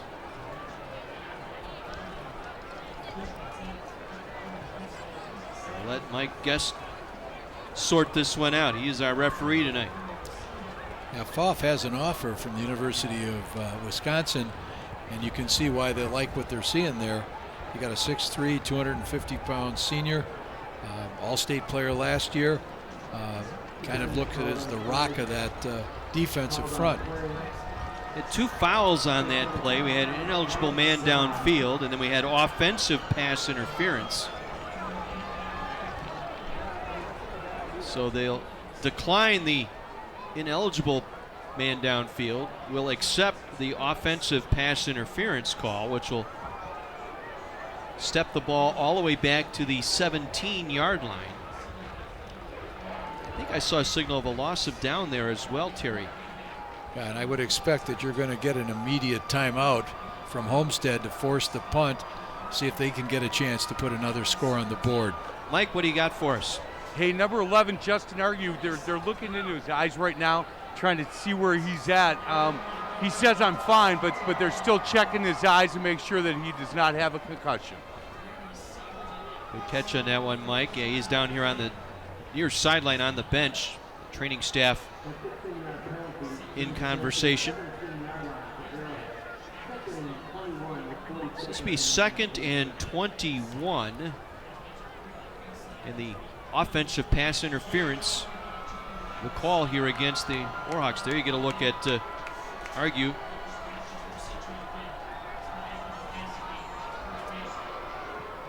Duranzo dancing to the near sideline, will get out of bounds. Guest was there. Gust, I should say. Forced him out, stopping the clock with 34 seconds to go. Sets up 3rd and long now for Arrowhead. He did an excellent job of keeping his leverage, and he gave him the only way to head out of bounds. I'm pretty sure that some ways they wish he had kept the ball in, forced them to use that timeout. Now they've got 2 left. Call one now, they can get that punt. 3rd and 19. Get the ball just across the 38-yard line for the first down. Duranzo will hand it off. Run up the middle. Nice little seam there for Cody Selhausen. Brought down by Brunner. And Dave Keel will take that timeout here, stopping the clock with 27 seconds to go, forcing a 4th and 7. He was 2 steps away from cracking that for a longer gain, so gave them a little edge now in the field position trying to get this punt. Be interesting to see now, will Dave Keel kind of counter with trying to go for the block. I was just going to say, do you line up 10 now and go for the block, or do you set up some sort of return knowing you still have a timeout in your pocket here under 25 seconds when you start your offensive set? I think the choice you would make is put the pressure on. If nothing else, maybe force that bad kickoff to the side. Let that kill the clock for you. So we'll see if we're smarter than Dave Keel. I don't think so. He's an 80% winner. Well, Redmond did bobble the snap on that last punt that he had here tonight. And they weren't putting any pressure on him. That was the saving grace for him.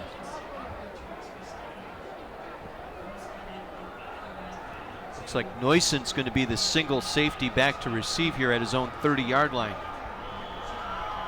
This will be Parker Redmond on the punt.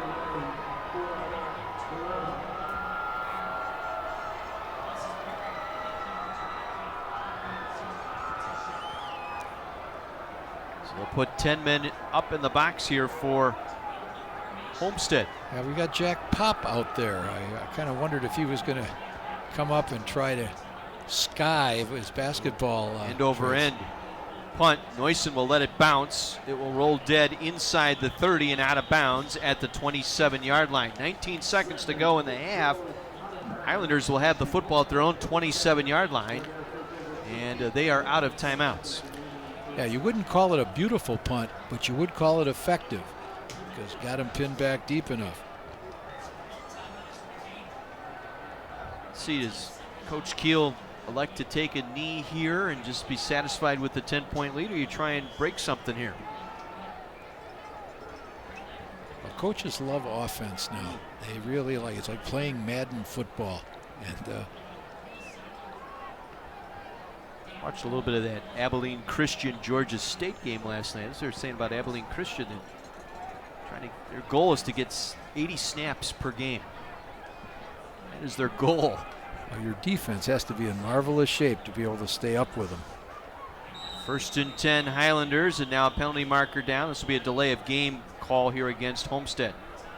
Might change your play calling here with a 5-yard penalty, pushing it back near your own 20-yard line.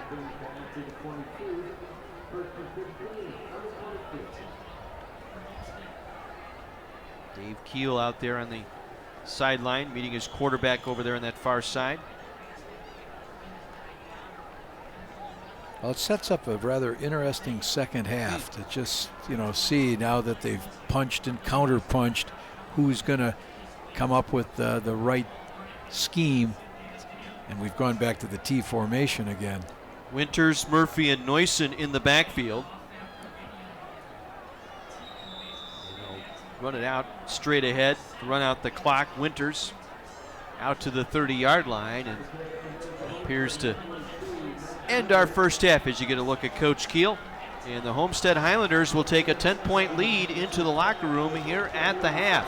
They capitalize on a turnover for their first score here tonight. And they add to it with a late field goal here in the second quarter, leading by a score of 17-7. As you said, kind of a game of punch, counter punch here, almost like a championship boxing match here tonight between these two powerhouses, ranked 1 and 2 in the area, and I believe 1 and 3 in the Associated Press media poll that came out today. Yeah, you've got a marvelous tradition here. 10 state titles between these two teams, 6 by Arrowhead, 4 by Homestead. There was a period of time, 3 consecutive years, Arrowhead was playing Homestead for the state title. Arrowhead took 2 of those. Homestead now has slipped down to Division II. There's actually kind of a discrepancy. It's amazing. About 1,400 kids up at Homestead High School, very close to 2,400 here at Arrowhead. They actually have 2 campuses here. They've got North and South. South Campus houses the freshmen and sophomores. North Campus, your juniors and seniors. 2 programs with a marvelous tradition. And so, that's what people want to come and watch. That's where kids want to come and play and be part of that. Highlanders lead by 10. We'll pause and take a break. We'll be right back with our American Family Insurance halftime report right here, Thursday Night Lights on My 24.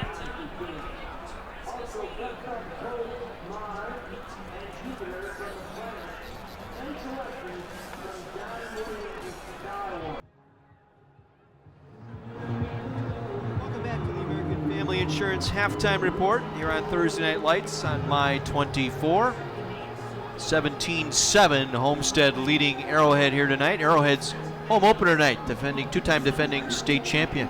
Right, and we've been entertained by the band. You see the dance team out there.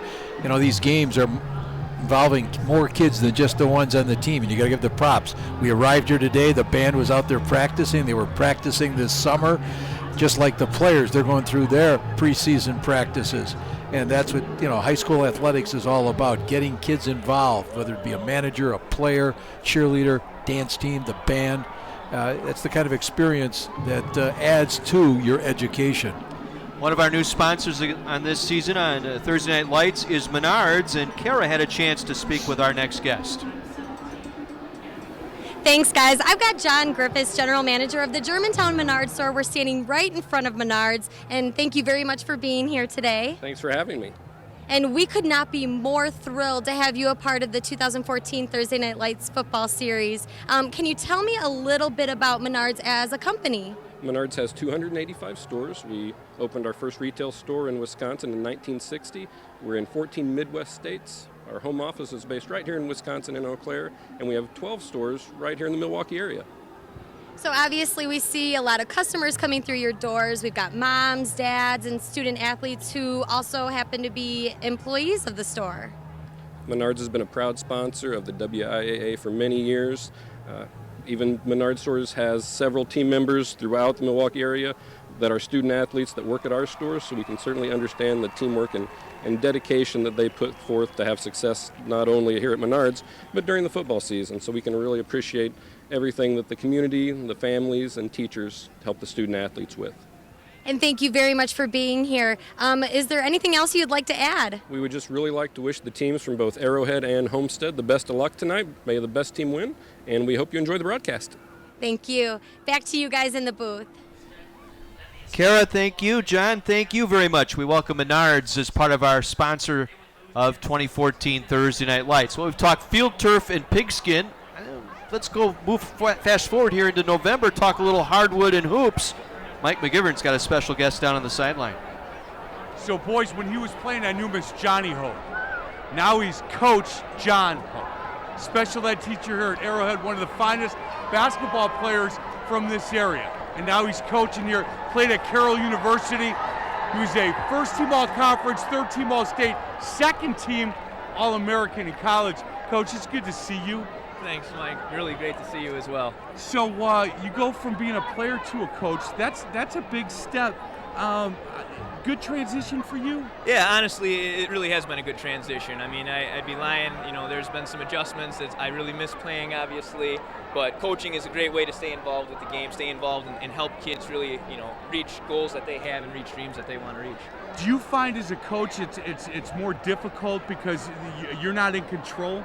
And I coached for a long time. And the difficult part is you get kids prepared and then you're not in control. As a player, with the ball in your hand, you're in control. And now you're in a suit and tie, no control. That's perfectly put, because when you're on the bench in basketball, I was so used to having the basketball in my hands a lot of the time during the game, and then obviously, like you said, there's times when we can draw up the best play, we can put the kids in the position to succeed, but sometimes it just doesn't work out that way. Special ed, year 2 of that, you're starting to enjoy it a lot. You like it, don't you? Yeah, I see it in your eyes. Absolutely. It's a great way to help out a lot of kids that are good kids at the core of their heart, and they want to set and reach goals too. And when you help a kid that has needs and wants to, they want to be as successful as anyone else, and that really makes me feel good about what I do, and makes me brings a smile to my face. Last question: can you still shoot it a little bit? Oh, absolutely. I still try and take Johnny Hoke, shape. the Johnny Hoke I knew never saw a shot he didn't like, and he hit most of them. Coach, thank you so much. Thank you very much, Mike. Appreciate you having me. Boys, back to you up in the booth. Mike and John, thank you so much. Our American Family Insurance halftime show will continue. We'll come back with our U.S. Army Strong highlight package, as well as stats from our first half when we come back. Thursday Night Lights on My 24.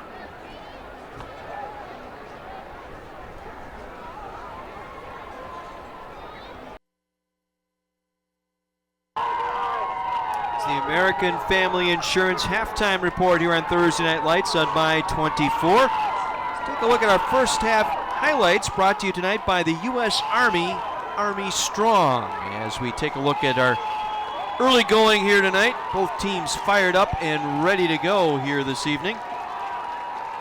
Arrowhead, their first home game of the 2014 campaign. Homestead trying to capitalize on a home victory last week over Hartford on the road tonight here in Merton as you get a look early. You see that tip pass that all of a sudden Homestead intercepts, sets them up on a drive.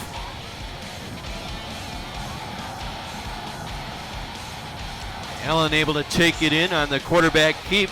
He tucked himself in behind Mike Nelson and John Marita. Went right into that end zone. Great surge. 7-0 Highlanders at that point. Faithful on beach night tonight. And then Pop and Allen once again. Yeah, just as he did last week, Jack Pop making a key catch, putting them up on the board for the second time. Arrowhead would like to argue the point here on the very next play. Yeah. Well, Jordan Argue shows tremendous speed here. 6'3". Gets down that sideline, perhaps some poor tackling, but also excellent way he turned that upfield quickly. That cut the deficit to 7 at that point, and we had ourselves a great ball game brewing.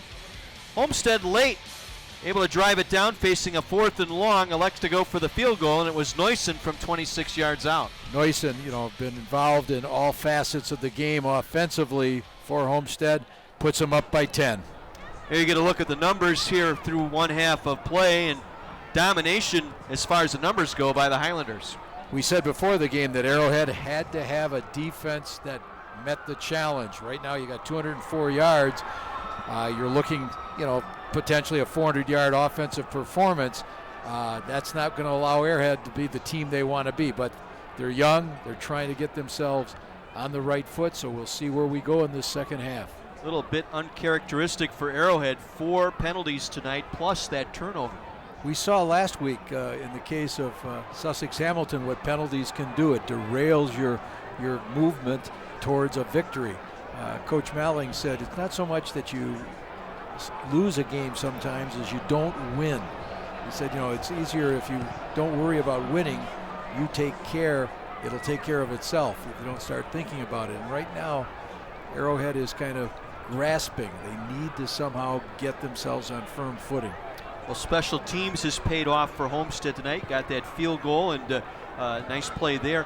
For Arrowhead tonight, I know one of your keys early on was to stop that running game. So far, they've given up over 150 yards. Right, and that is the type of adjustment that we'll see happen. We were able to look at Homestead did not go in at halftime, and we looked on camera and we could see Fritz Rock talking to his players, trying to get them set up. I'm sure Sal Logie in the locker room was doing the same thing with his defense, trying to get things set up. Now we'll see how it plays out. Should be an exciting second half here tonight from Taraska Stadium. We'll take a break, come back. Third quarter action set to come your way. Week 2 of Thursday Night Lights on My 24.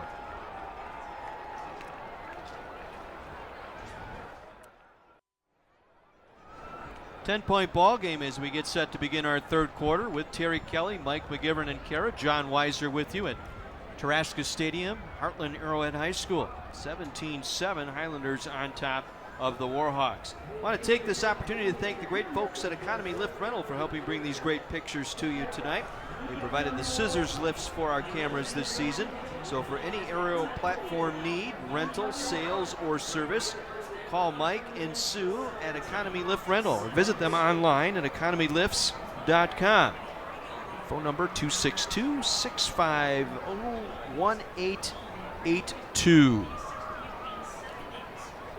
It'll certainly help our crew who do a marvelous job with the zoning in on key plays, making sure that they get the sideline shots. I marvel at what they do, and they've been with us for 4+ years now, and they are really finding a way to help high school football get the spotlight. Certainly do an outstanding job bringing you the pictures and sounds of the game, and we appreciate all their hard work. They're here early, well before we get here, to kind of finalize everything. So they're the reason they make us look good, Terry. If they can make us look good, huh?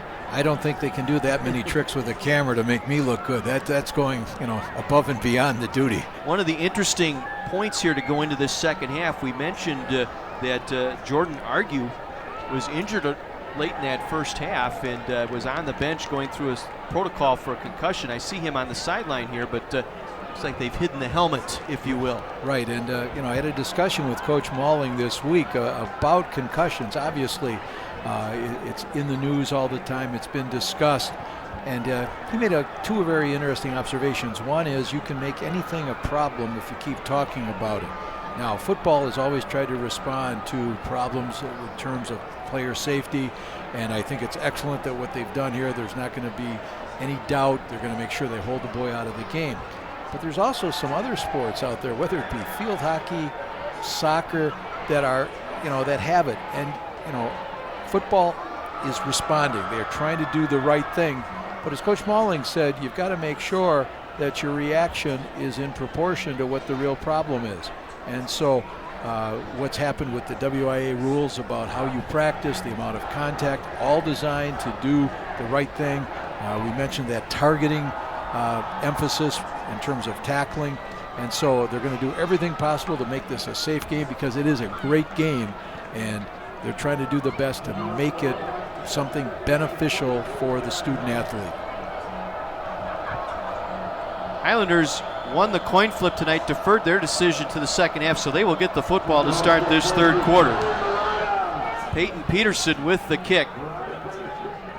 And Neusen go right up the middle, out across the 25-yard line where he is met and dropped there.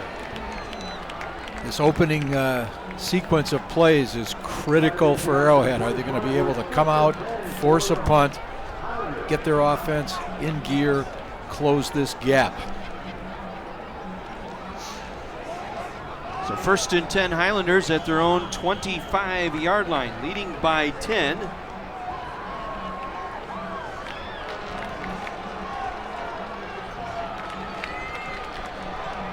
Nick Allen will send Noyson in motion. The jet sweep. Noyson coming around the left side with an army. Has a convoy in front of him out to midfield and down at the Warhawk 49-yard line. Jet sweep that time, good for 26. And a first down, Antonio Jose Ramos there on the stop. Obviously, that's not the start Coach Logie wanted his defense to have. Also need to note, you come out, you start the half, are you in your T formation? No, you get in a spread formation and you start running the other parts of your offense. 25-yard pickup, 1st and 10. Highlanders from midfield, just underway 3rd quarter. Allen rolling right. Down the line of scrimmage, nothing doing. Good coverage by the Warhawks as they take Allen out of bounds. I believe that was Hessler who finally ran him out. Yeah, you've got to play for a loss there. I don't know whether you can call that a coverage sack. But once again, they covered all those receivers well. The good pursuit by the Arrowhead defense, forcing Allen out of bounds. It was Michael Tanke and Bredesen that ushered him out that time. It'll be a loss of 2, 2nd down 12. Just shy of the 48-yard line. Allen wants to throw, comes back near side, short hops, Noyson incomplete. Yeah, we haven't seen a great deal of stunting by Arrowhead. They've played around a little bit with who they have on that defensive front. They've had Schwarzenbacher in there. He's the 330-pounder. A couple times they've taken him out to try to get more of a pass rush. They've just replaced him on this down. Once again, looking to get some pressure. We'll have to see if Logie's going to dial up some kind of a blitz to put extra pressure on Allen and see if they can get that ball back. Thursday Night Lights on My24, available streaming live online. Log on to my24milwaukee.com. Click on the Thursday Night Lights link. Also find game videos and photos from all of our season's games. Allen on the keep to the Warhawk 45. Now once again, it's kind of that quarterback draw. They like to get that wide receiver set. But now Arrowhead, they've accomplished their goal. They're forcing a punt. Tanke on the stop. 5 yards shy of the first down, so the punting unit coming on for the Highlanders. Nick Allen does the punting. Parrott and Bastian inside the 20-yard line. Arrowhead's watching carefully in case they have a fake that they may like to run out of this. High end over end kick, trying to angle it inside the 20, takes a Warhawk bounce back out to the 25-yard line. Only a 20-yard punt. Downed on the play on special teams by Adam Kelly. Johnny Duranzo and crew have got to come out and see once again, can they mount a drive, get themselves on the scoreboard at the start of the half. If I can only get my pitching wedge to do that. Golf is one of those finesse sports, so you won't find me doing that. I thought it was brute force, not finesse. Problem on the exchange, and it'll be a tackle for a loss in the backfield.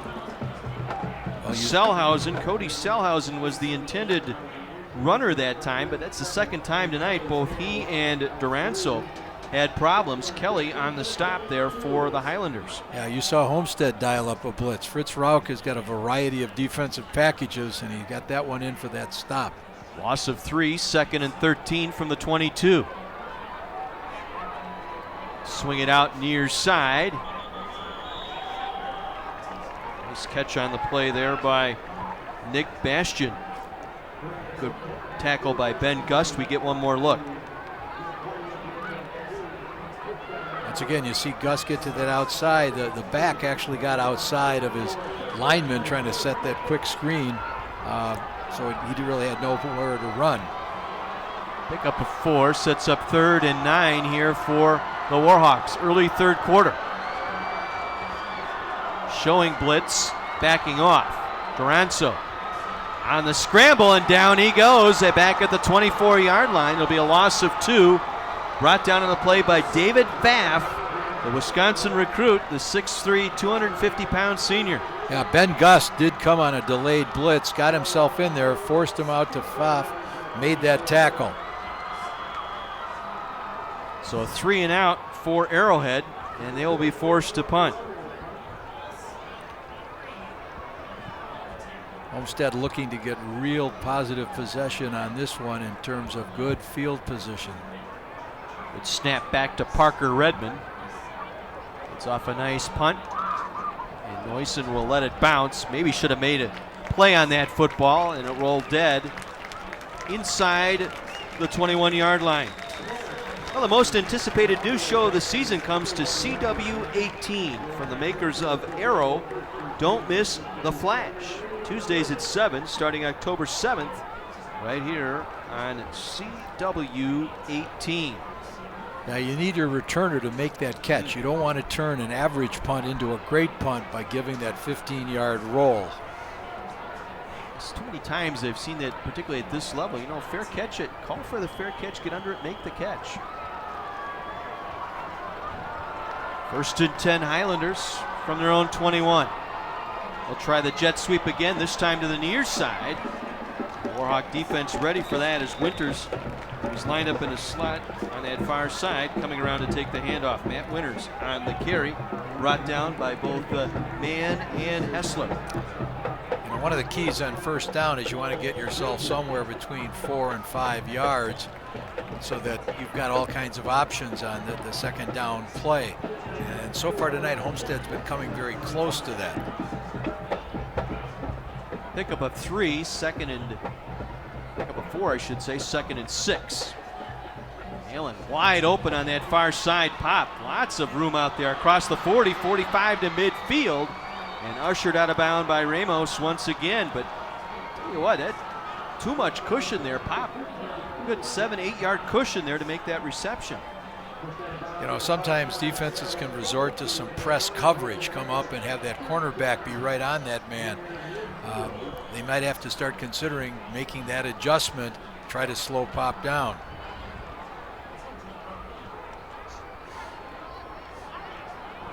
Gain of 25, 1st and 10 from midfield.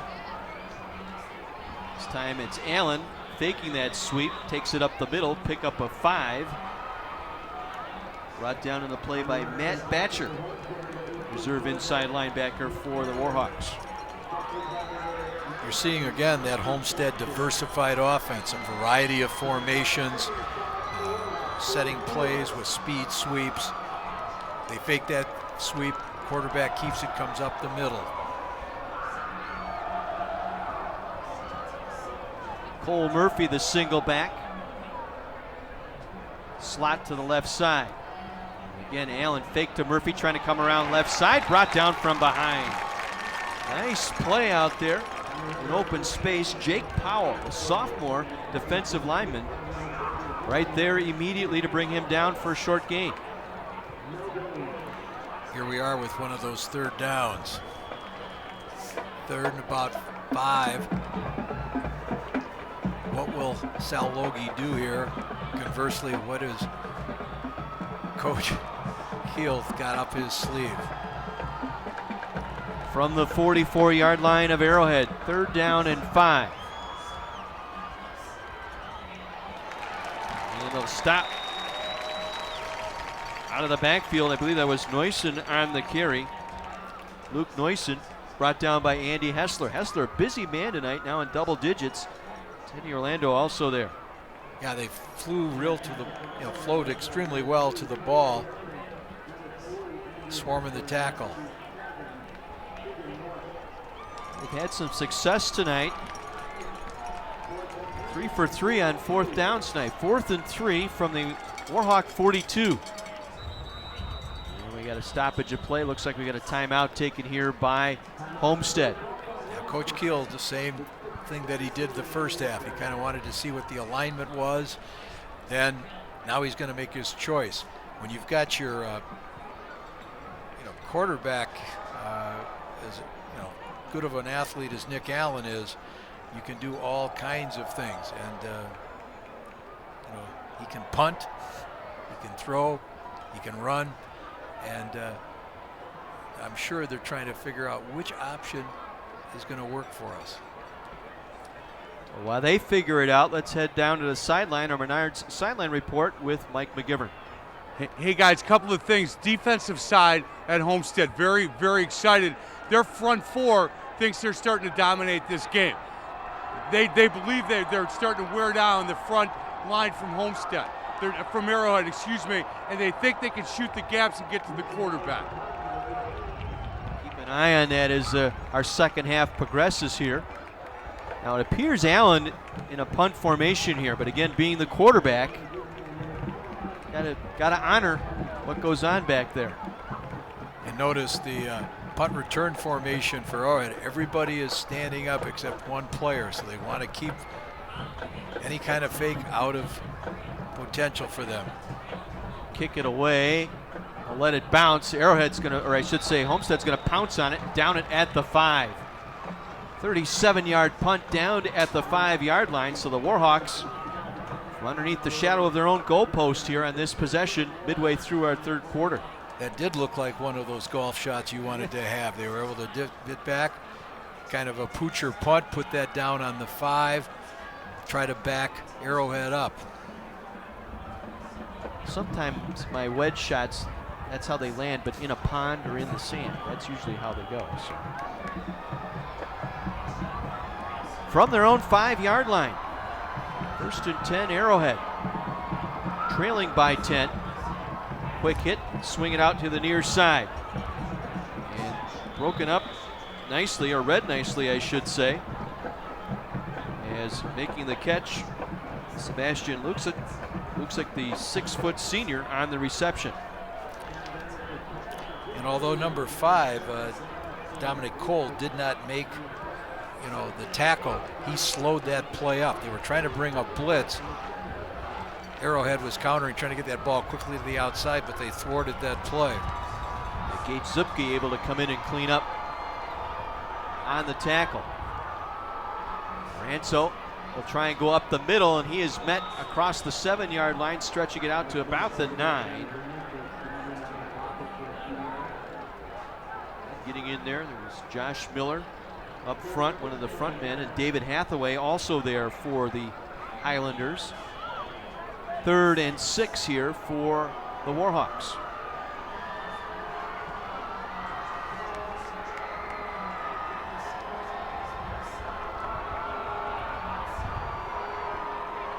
Trips here to the near side. Duranzo wants to get the play call from the sideline. They use charts and play boards on here on the sideline for the offense. Duranzo looking left, now scrambles left. Across the 10, out to the 15, close to a first down. A quick feed of Johnny Duranzo that time appears to have the first down. More look here. Wanted that slant route. Looked like he was looking for Milky that time, who was well covered, and Duranzo wisely tucked it upfield and got that ball spotted. They're going to bring the chains all the way in from the far side. By that time he broke the contain a little bit. The free safety found himself getting outflanked by the quarterback. Now this is going to be a close measurement. Do you want to try to call this? Are your eyes in midseason form yet? Tough to tell. I'm going to say he gets it by the stripe of the football here. Whoa. Looking very good, Mr. Weiser. By the stripe of the ball, the man said. It's a Durzan and Menard first down call right there.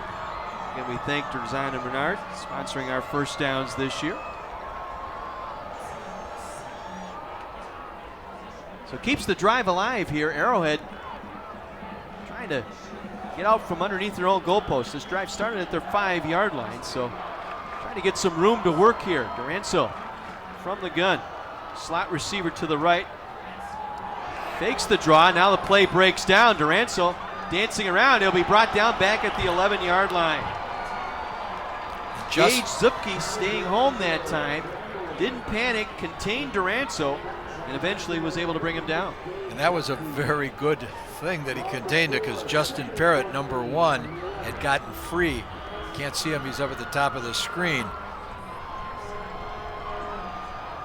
Zupke, a 210-pound senior defensive end here on the right side. Loss of 4, 2nd and 14.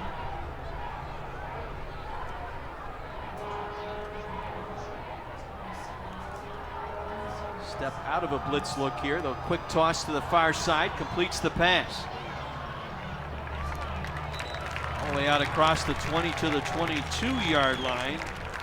Bastian, the receiver, brought down in the play by Andy Kruk. First tackle of the night by the free safety Kruk. Those 2 outside receivers, they give you that little quick screen block, and that inside man slides behind him. But as the clock is counting down, we're headed towards that 3-minute mark.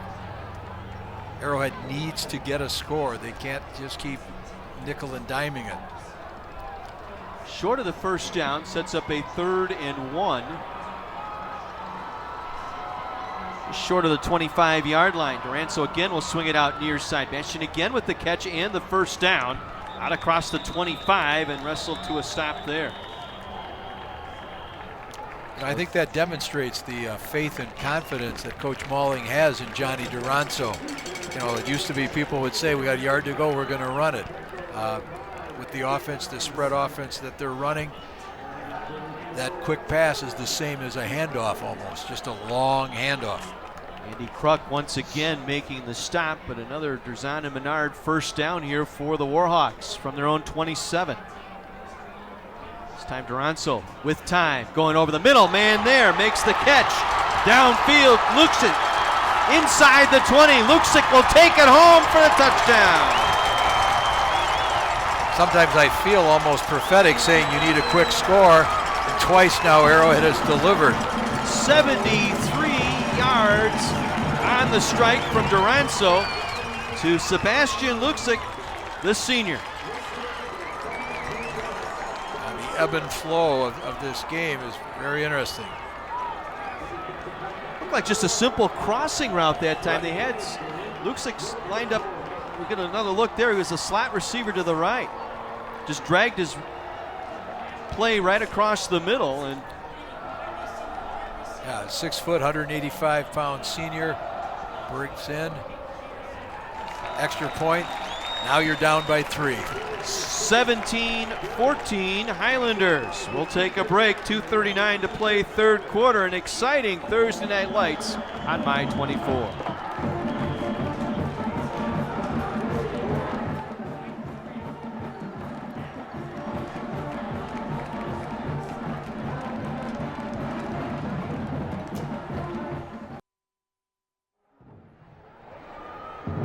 Hey there, I've got Sergeant First Class Carswell down on the sidelines with me with the United States Army. Thank you very much for being here tonight. You're very welcome, Kara. Thank you. And what is your position in the Army? I'm an Army active reserve recruiter out of Waukesha Recruiting Center. And we're obviously in the perfect venue for finding people that want to join the Army. What are some of the basic qualifications you're looking for? Well, we're primarily looking for young people between the ages of 17 and 24. They have to have no, outstanding law issues, no outstanding medical issues, things like that. And they have to show a true bona fide interest in joining the United States Army. Perfect. And where can people find out more information on how to join the Army? Well, anyone who might be interested in the Army can go to goarmy.com, or they can give us a call right there at the office. We're at Blue Mountain, Calhoun, next to the Guitar Center. They can give us a call at 262-797-8148. Perfect. Thank you very much again for being here. You're very welcome. Thank you. And back to you. Now the kickoff near the goal line. Did that go out of bounds before the goal line? The pylon was down. The officials are going to talk about this, whether or not it's a touchback or a kick out of bounds. That was awfully close to going out at the 1 yard line. This is an important call. It looks like they're judging it as going to be a touchback. All right. If that pylon had been there, I think that football would have been inside the pylon. That should be a kickoff going out of bounds. I think it's a break for Arrowhead here, as Homestead will take over on their own 20-yard line. They'll call it a touchback. 2 big plays for Arrowhead. They're back in this one. 17-14 your score. Play action fake. Allen up the field. Allen breaks a tackle across the 20, out to the 24, and is driven down to the turf there. Teddy Orlando was right there defensively. As Allen on the scramble that time, trying to take advantage of some of that run game. Allen is showing that he has, quick feet. So if they do start to put the pressure, he is able to escape. He's a veteran back there, 2.5 years as a starting quarterback.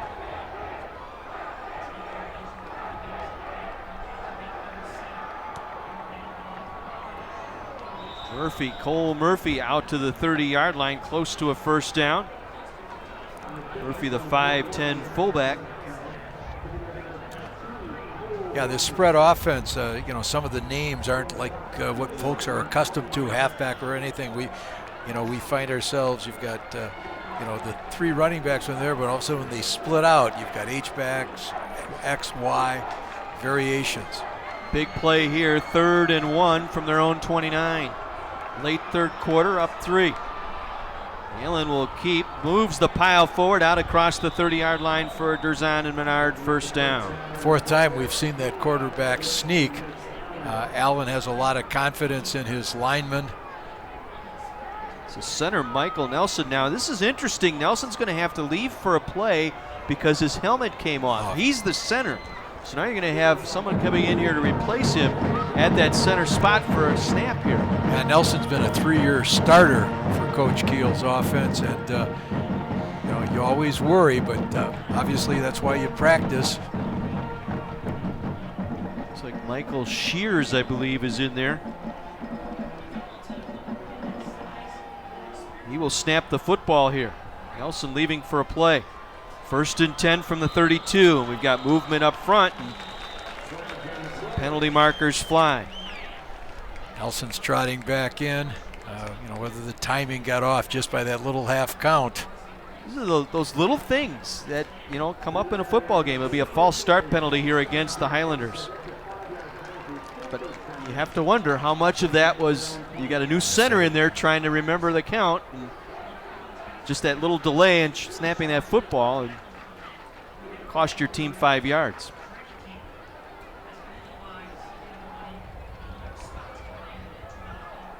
I think the officials caught that. That's not really an official play, so Nelson's going to leave, and Shears will come back in. Hey, I give Coach Keel credit, Little sleight of hand. Sneak them back in, right? Little sleight of hand. We had a little shot just a second ago of Coach Logie, Sal Logie, the defensive coordinator, trying to exhort his defense. You got to make sure you keep them penned up. 1st and 15 from the 27-yard line.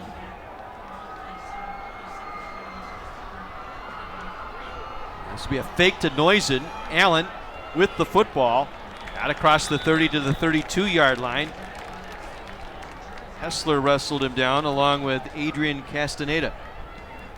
Yeah, that fullback, fake the dive. Quarterback keeps the ball. He's got 2 backs leading his way. They kind of become the guards on that play, trying to get him that little seam to the outside. Get the 5 yards back. It'll set up a 2nd and 10, and Dave Keel is intent on letting this clock run out here as our 3rd quarter comes to an end. Great ball game here tonight between 2 highly ranked teams, the number 1 and number 2 team in the area as advertised. Homestead 17, Arrowhead 14, back with the 4th quarter. This is Thursday Night Lights on My 24.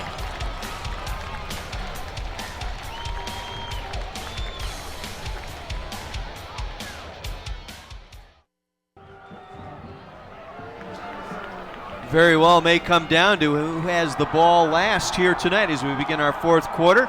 John Weiser, Terry Kelly, Mike McGivern, and Kara back with you from Tarasca Stadium.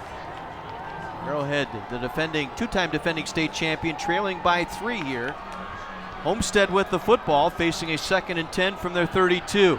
Allen over the middle, nice touch and a reception made there. Zeeble again with a clutch catch tonight, brought down by Adrian Castaneda. Allen put that one right on the money, and key first down to try to keep that drive going. So they move it out to midfield to begin our fourth quarter.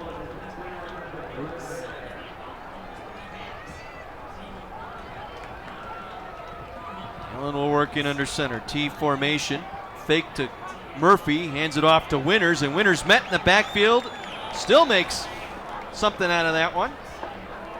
Yeah, he kept his feet churning. They had him for probably a 3-yard loss, and suddenly he comes out of it with a 2-yard gain. Push up front by the Warhawk front four there. Yeah, Schwarzenberger, the 330-pounder, kind of forced the issue, and he bounced to the outside and did get 2. Just inside Arrowhead territory, 2nd down 8. Allen with time, wants to go, looking for Pop, and it's overthrown, incomplete. On the coverage down there, Teddy Orlando working on Jack Pop, looking for a little fade that time, let Pop run underneath. Right, they had him bracketed with 2 defenders. It was going to be tough for them to get that completion. Another big 3rd down here. 3rd and 8 from the 48, facing the Highlanders, leading by 3. Yeah, they put in their equivalent of a nickel defense coming in here now for Arrowhead, trying to put the stop to Homestead's drive. Nick Allen will work from the gun. 3rd and long, Winters in motion. Fake to Winters. Allen will take it short of the 40-yard line. Brought down again by Castaneda. He's had a good game tonight. 7th tackle tonight for the senior on the corner here on the near side. Once again, there's a pattern established. You see that spread formation. Now that quarterback steps back and he does that draw. Do you have somebody shadow the quarterback? Is that what you have to try to do? Go to man coverage and try to make sure you don't let Allen escape. Officially 4 for 4 tonight on 4th down for Homestead. They face a 4th and 1 here, just short of the 40-yard line. Allen will push forward and should have enough for Derzan and Menard, 1st down. Now he's gone twice to the right, twice to the left, once right behind the center. That time he kind of wedged himself out on that left side. Once again, you got Nelson and Warschauer getting that drive, and you see them forcing back. The helmets of the Arrowhead guys are going backwards. Spotted just inside the 40-yard line. 1st and 10 Homestead. T formation, 3 men in the backfield. They fake it all the way. Allen's going to keep it, has some running room here on the near side. Allen up the hash inside the 20 down to the 18-yard line. Excellent fakes, a little misdirection. Quarterback winds up keeping it. He puts the ball on his hip. Michael Tanke finally got to him as we take another look here. Beautiful carry out on that fake by Nick Allen, the quarterback. Be a pickup of 21. Actually, Antonio Jose Ramos there on the stop. So 21-yard pickup. And in the red zone once again are the Highlanders. Murphy tries the right side, nothing doing. Host of Warhawks there to meet him. Chad Batcher was there. He'll get credited for the stop. Yeah, Arrowhead once again has to try to make sure that they don't give up the touchdown. At worst, give them the field goal. Can't let them get that 10-point lead back. Let's head down to the sideline and Mike McGivern. Hey guys, defensive line coaches for Arrowhead begging their defensive line to stay low. They think they're standing up. Their first movement is standing up, and they're begging them, please stay low. That pad level down on that defensive line. Fake the handoff. Allen with some room. Inside the 10, down to the 8-yard line. Should have enough for a first down. That was all Allen that time. Second effort. Michael Tanke finally brought him down, but it'll be first and goal, Highlanders. He was struggling to maintain his balance, but was able to find himself. There you can see the halfback carrying out that fake. Got our cameraman caught a little bit off guard. Same thing for the Arrowhead defense. Get a good look at Dave Keel, longtime coach for the Highlanders. Head coach and offensive coordinator. Wonder if that means he fires himself if things don't go well. You have to be careful, I suppose. Interesting conversations while watching film, right? First and goal from the 8. Allen will keep it, just moves that pile forward inside the 5, down to the 3. Ball came out, but Allen was stopped as we get another look. See the drive of that offensive line, and you heard Mike mention the defensive coaches for trying to say you've got to get your pads down, otherwise you're going to get ridden out of there. And that offensive front for Homestead is doing an excellent job driving. Second and goal from the 3.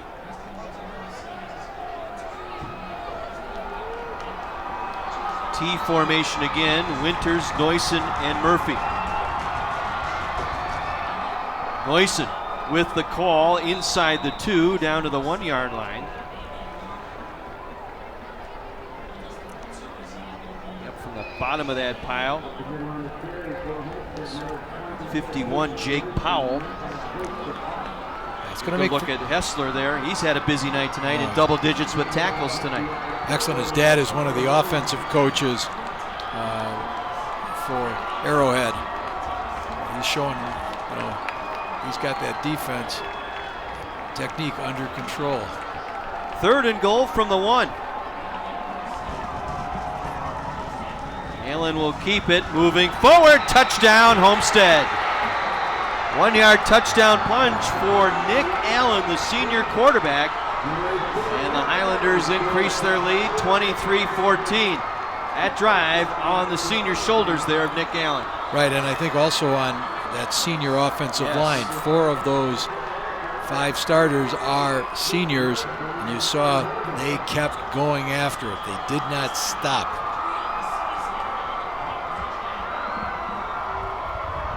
Noyson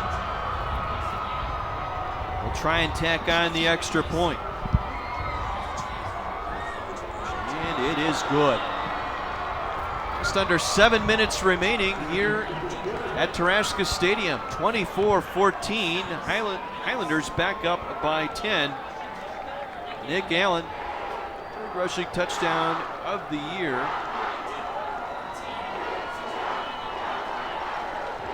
And again, you talk about that offensive line, Terry. 3 of those players are 3-year starters. Nelson, the center, Marita, the right guard, and Ryan, the right tackle.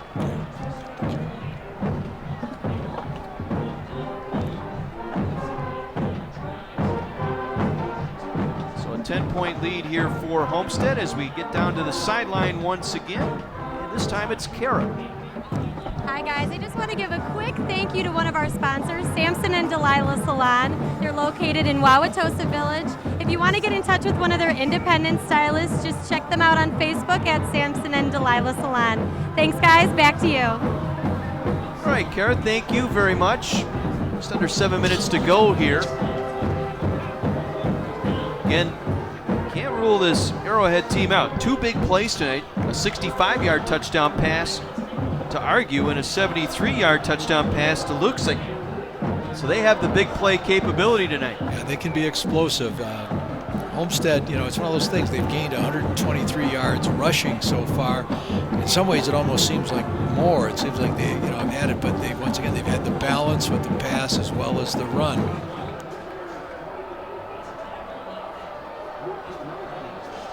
So we got Bastion here to the near side. Justin Parrott the far side receiver, awaiting the Noyson kick.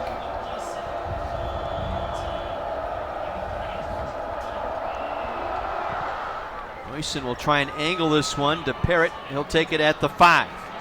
Far hash to the 20 with some room. Out across the 30. 35 still on his feet, short of the 40-yard line. 34-yard return out to the 39-yard line, brought down in the play by Andy Kruk. So a good return sets up the Warhawks short of their own 40-yard line. You saw that second level for Arrowhead come together, form a little wedge. Gave him that little seam up the middle. He almost broke it. All season, Mike and Kara will have the opportunity to talk with sponsors, coaches, and other guests down on the sidelines, letting you know about the great things going on throughout the communities we visit. Our sideline reports this year being brought to you by Menards. Save big money at Menards. Duranzo able to dodge a tackle, takes it across the 40, still on his feet out near the first down marker, short of midfield. Johnny Duranzo shut down and trying to look for the pass, able to take it back down and up the field. Ben Gust was there to run him out, just short of the first down marker, a gain of 9. Almost to midfield now. Once again, as you've got under 6.5 minutes to play, we do have to get 10 points to tie this game up. 2nd and 1. Duranzo will hand it off. Selhausen, first down, out across midfield, and he is belted down at the 47-yard line. Down hard there. Josh Miller was there. Also on the play, David Pfaff. Good look at Miller exiting the field here. So Durzan and Menard, first down for the Warhawks into Homestead territory at the Highlander 45-yard line. Selhausen, the single back. Double slot here. Now the quarterback looks over. The offensive coaches, they've got an initial call. Once they see how the defense reacts, then they sometimes come with that second call. Took too much time, that back judge counting it down, so the Warhawks forced to take a timeout here. That'll stop play with 5:40 remaining here in our fourth quarter. I want to remind you that Thursday Night Lights, presented on My24, is available streaming live online. Just log on to my24milwaukee.com and click on the Thursday Night Lights link. You can also find complete game videos and photos from this season's games. Stay with us in our post game tonight.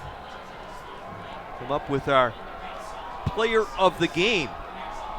It's brought to you by the U.S. Army, Army Strong.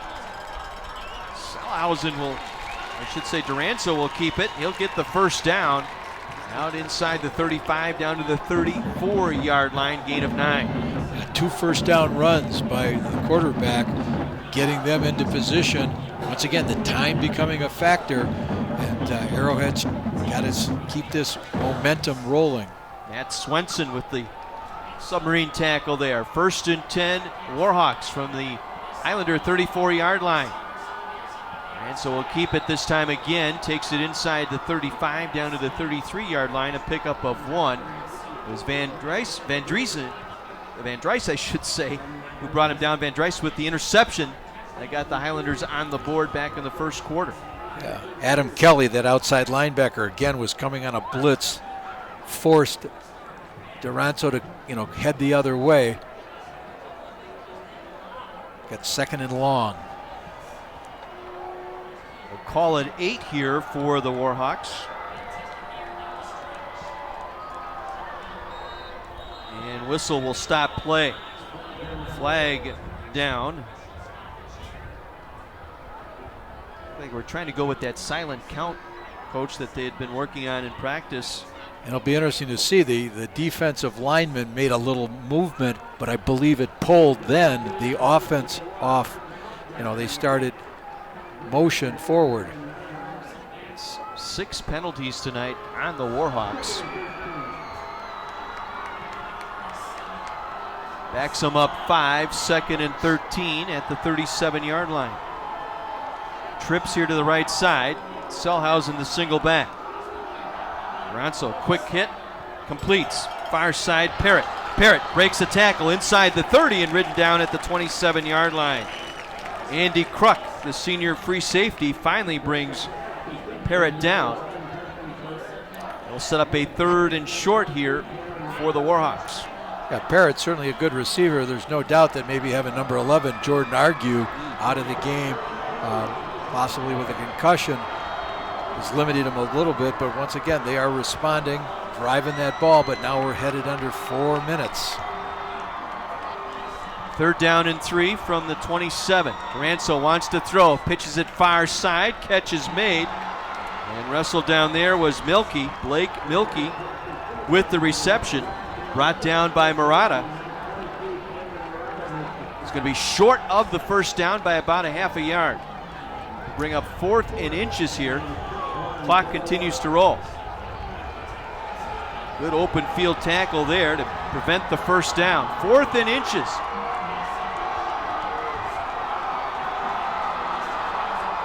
Selhausen will roll to his right now, the single back.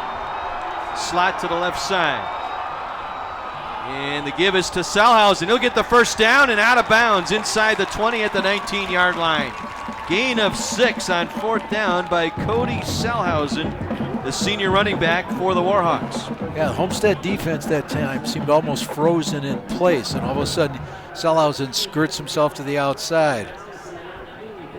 Nice block out there by Nick Bastian, the halfback, able to be the lead blocker out there and take out the safety. 1st and 10 from the 19. Ronzo will swing it out here to the near side. Bastian able to skip his way down inside the 15. They'll rule him out at the 14. Murata was there for Homestead.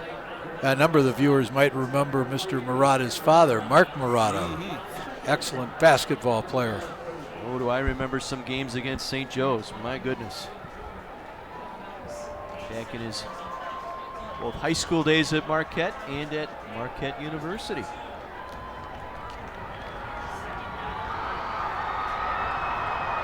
(24-14), 10-point ball game here. 3 minutes to go. Ranso, nothing there. Now cuts up field. Has some running room. Takes it down inside the 20, down to about the 13-yard line. Once again, Murata, Cameron Murata with the stop. Homestead came with a blitz once again. Forced Ranso to scramble. Picked up yardage, but once again, that yardage gain, you got to get it into the end zone. It's eating time. Clock ticking away here, 2.5 minutes to play. 3rd and 2 from the 11. Bastian in motion, the give to Selhausen, cuts it back inside, 1st down to the 5-yard line. Cody Selhausen, tough yardage here on this drive, able to move the sticks. Gage Zupke along with Miller there on the stop.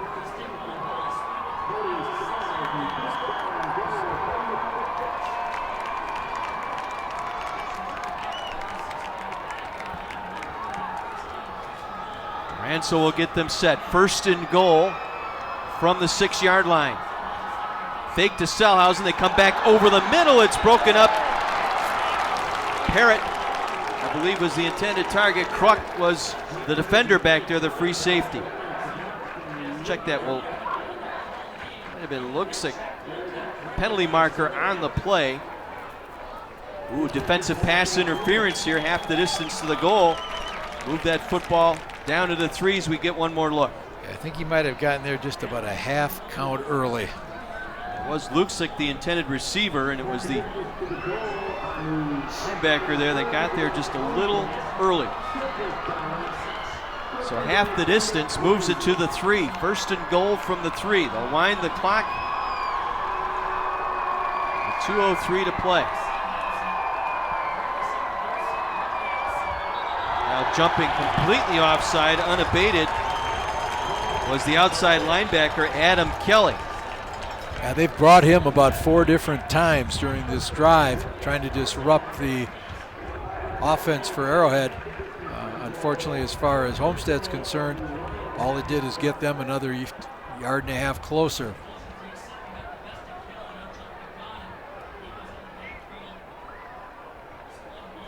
So they'll move it inside the 1 yard line. 1st and goal there.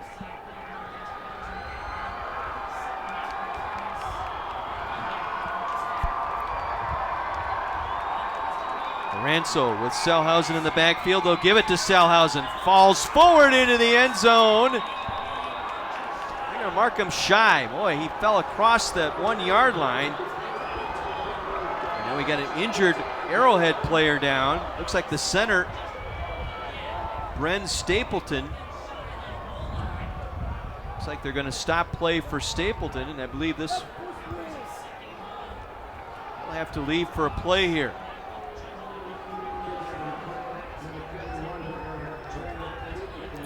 Now we're in the same situation Homestead found itself in, not having their starting center on the field.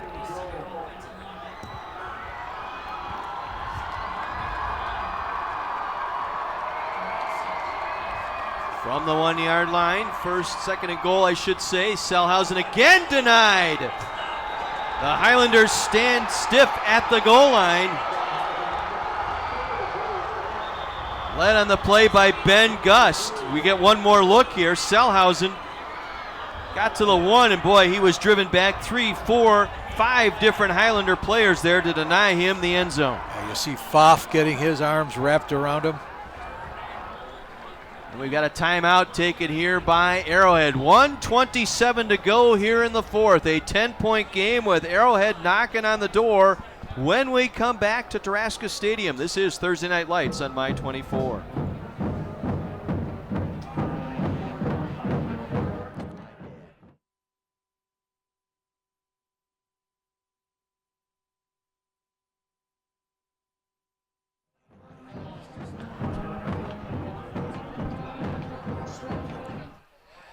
Wow, it's you got Selhausen here on this drive. You got Duranso. You've got Duranso has made some yes, key runs. Yes, throwing the touchdown passes. You know, he would be it if you know Arrowhead can win the game. But Nick Allen, conversely, Nick Allen. Yeah.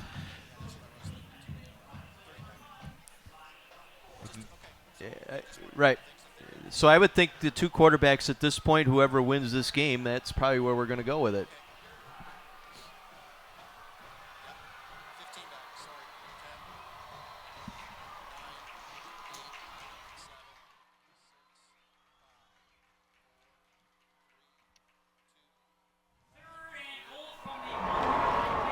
Third and goal from the 1 for Arrowhead. Selhausen denied twice here inside the 1. Let's see what Arrowhead has in mind here. Duranso with Selhausen in the backfield. Ashton in motion near side. And they'll try Selhausen left side. Touchdown, Arrowhead. Cody Selhausen, the senior running back, finally into the end zone. Going over the left side. Critical for Arrowhead that they had a score on that play. They could not afford to let any more clock run. Crucial extra point here.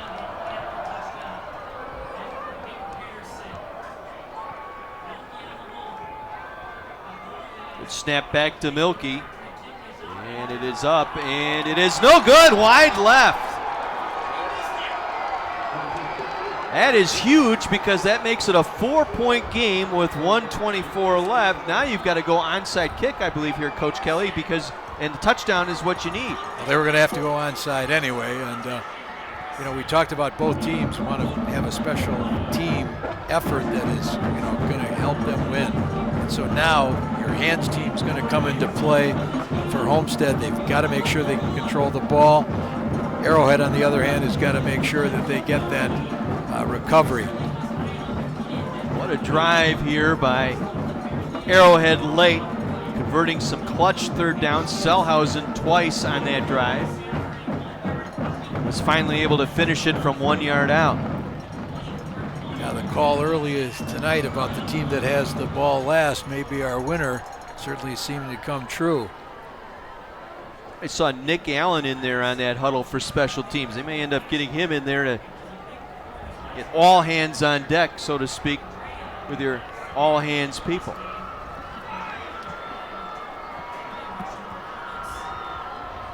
Seeing plenty of wide receivers, defensive backs out there for Homestead in that front wall.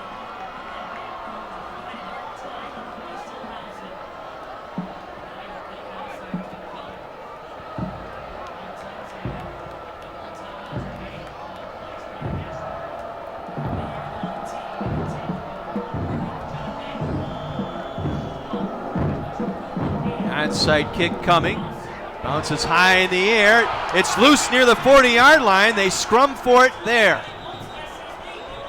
And Homestead has recovered. A little scare there as that ball bounced around a couple of times. Took that high bounce and then was tipped right there by an Arrowhead player. They certainly had an opportunity there. The kicker did an excellent job getting that bounce. So Homestead now will take over at their own 40-yard line. Arrowhead can stop the clock twice here with 2 timeouts.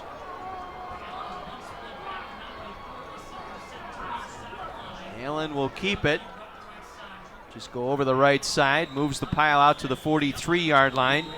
Arrowhead will burn their second timeout here, stopping play with 1:14 to go. Gives us a chance to talk about good old Charlie Sheen and the boys. They're moving to a new home. Don't miss 2.5 Men, weeknights at 5 and again at 5:30, starting September 8th on Milwaukee's My 24. What a ball game tonight, Coach. Is right down to the wire. You've got the number 1 and 2 ranked teams in the area. We expected it'd be a good game. I think you see Arrowhead feeling a little bit better, maybe about how their defense did make some stops.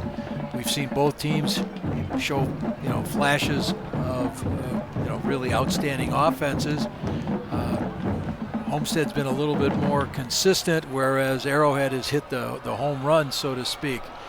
And so now, can they, you've only got 1 timeout left. How much clock can you force Homestead to burn if you're Arrowhead? So it'll be interesting to see. We've got the spread. If we're true to form, we're probably going to see Allen keep the ball again. He'll work in under Nelson, his center. Just move it ahead. Gets it across the 45 out to the 47-yard line. Arrowhead will burn their final timeout. 69 seconds to go. That might be, if my counting is right, the 7th quarterback sneak. There was a very famous coach up in Lakeland, John Tomey. Yes. One time in a game, I believe he had his quarterback sneak 63 times. They won, and the headline read, "Lakeland sneaks to victory." Yes. And you probably are aware of him from your connections at Carthage. Very much. Interesting. Well, imperative here, if you're Arrowhead, they've got to stop Homestead right here. They are out of timeouts. Yeah, if it's a first down, it's over. Comes down to this play. Homestead by 4, facing a 3rd and 2 from their own 48. Allen will keep it, and Allen across the midfield stripe for the first down. Durzon and Menard, first down by Allen.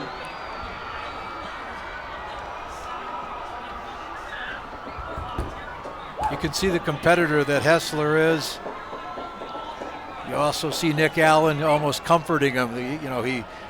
He sympathizes with what's happened there, but that offensive line, you start talking about most valuable players, I don't know how you start spreading it around. It's an interesting debate you could have range.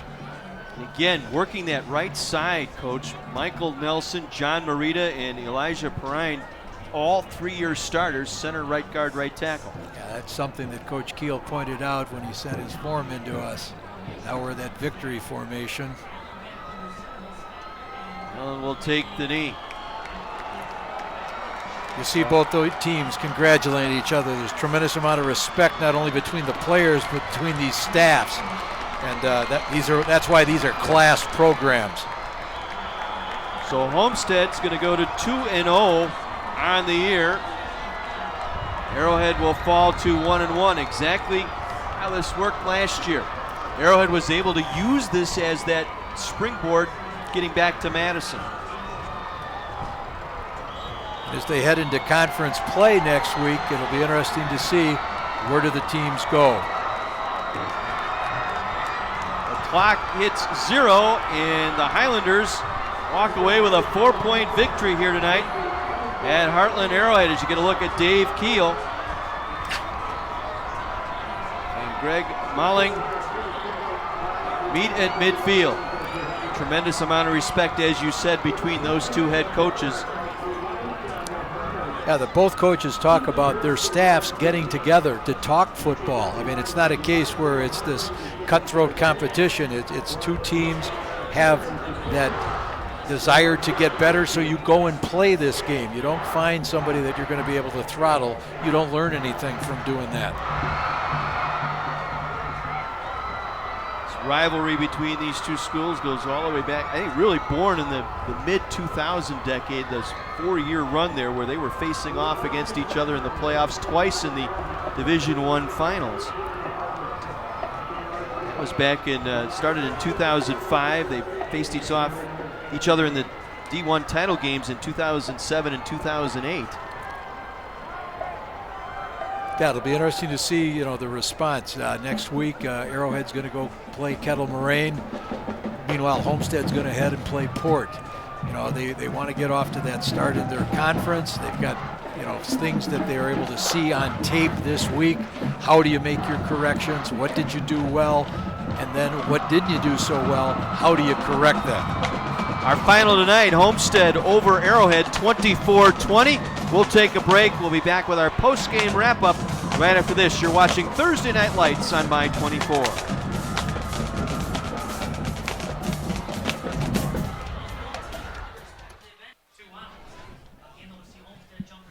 As advertised tonight, number 1, number 2 in the area, right down to the final plays, and it was Homestead pulling out the 24-20 victory here in Merton over the Heartland Arrowhead Warhawks. An exciting ball game tonight, and the Highlanders, it came from, he capitalized on an early turnover, built the early lead. They were able to withstand the 2 big plays tonight by the Warhawks, the 65-yard touchdown pitch to argue, and then the 73-yard pass that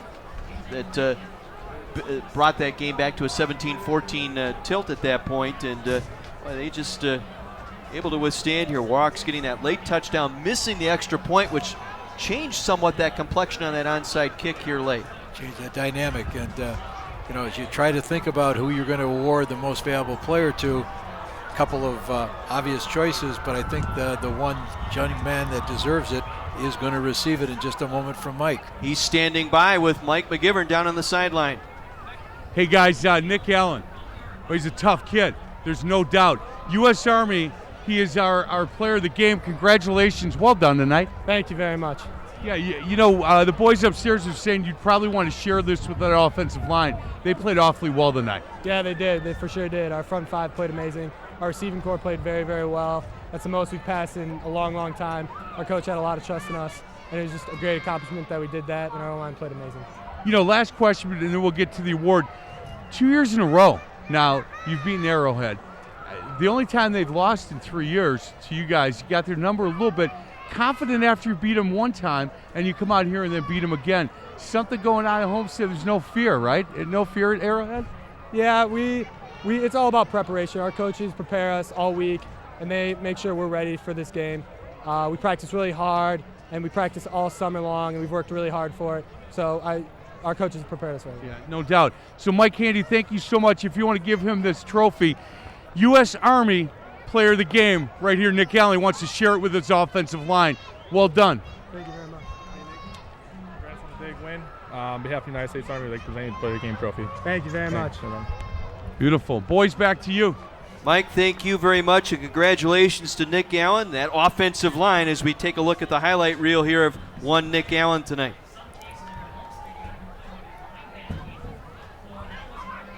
Able to carry out the fakes nicely. They take that one for a big gain.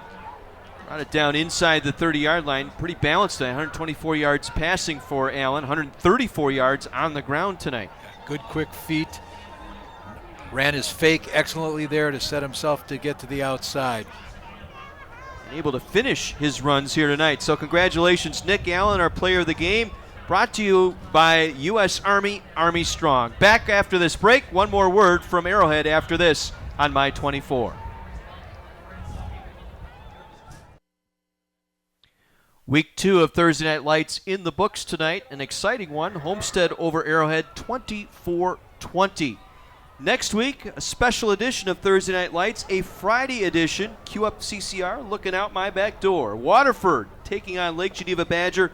Waterford Wolverines and Lake Geneva Badger next week, Friday night, right here on My 24.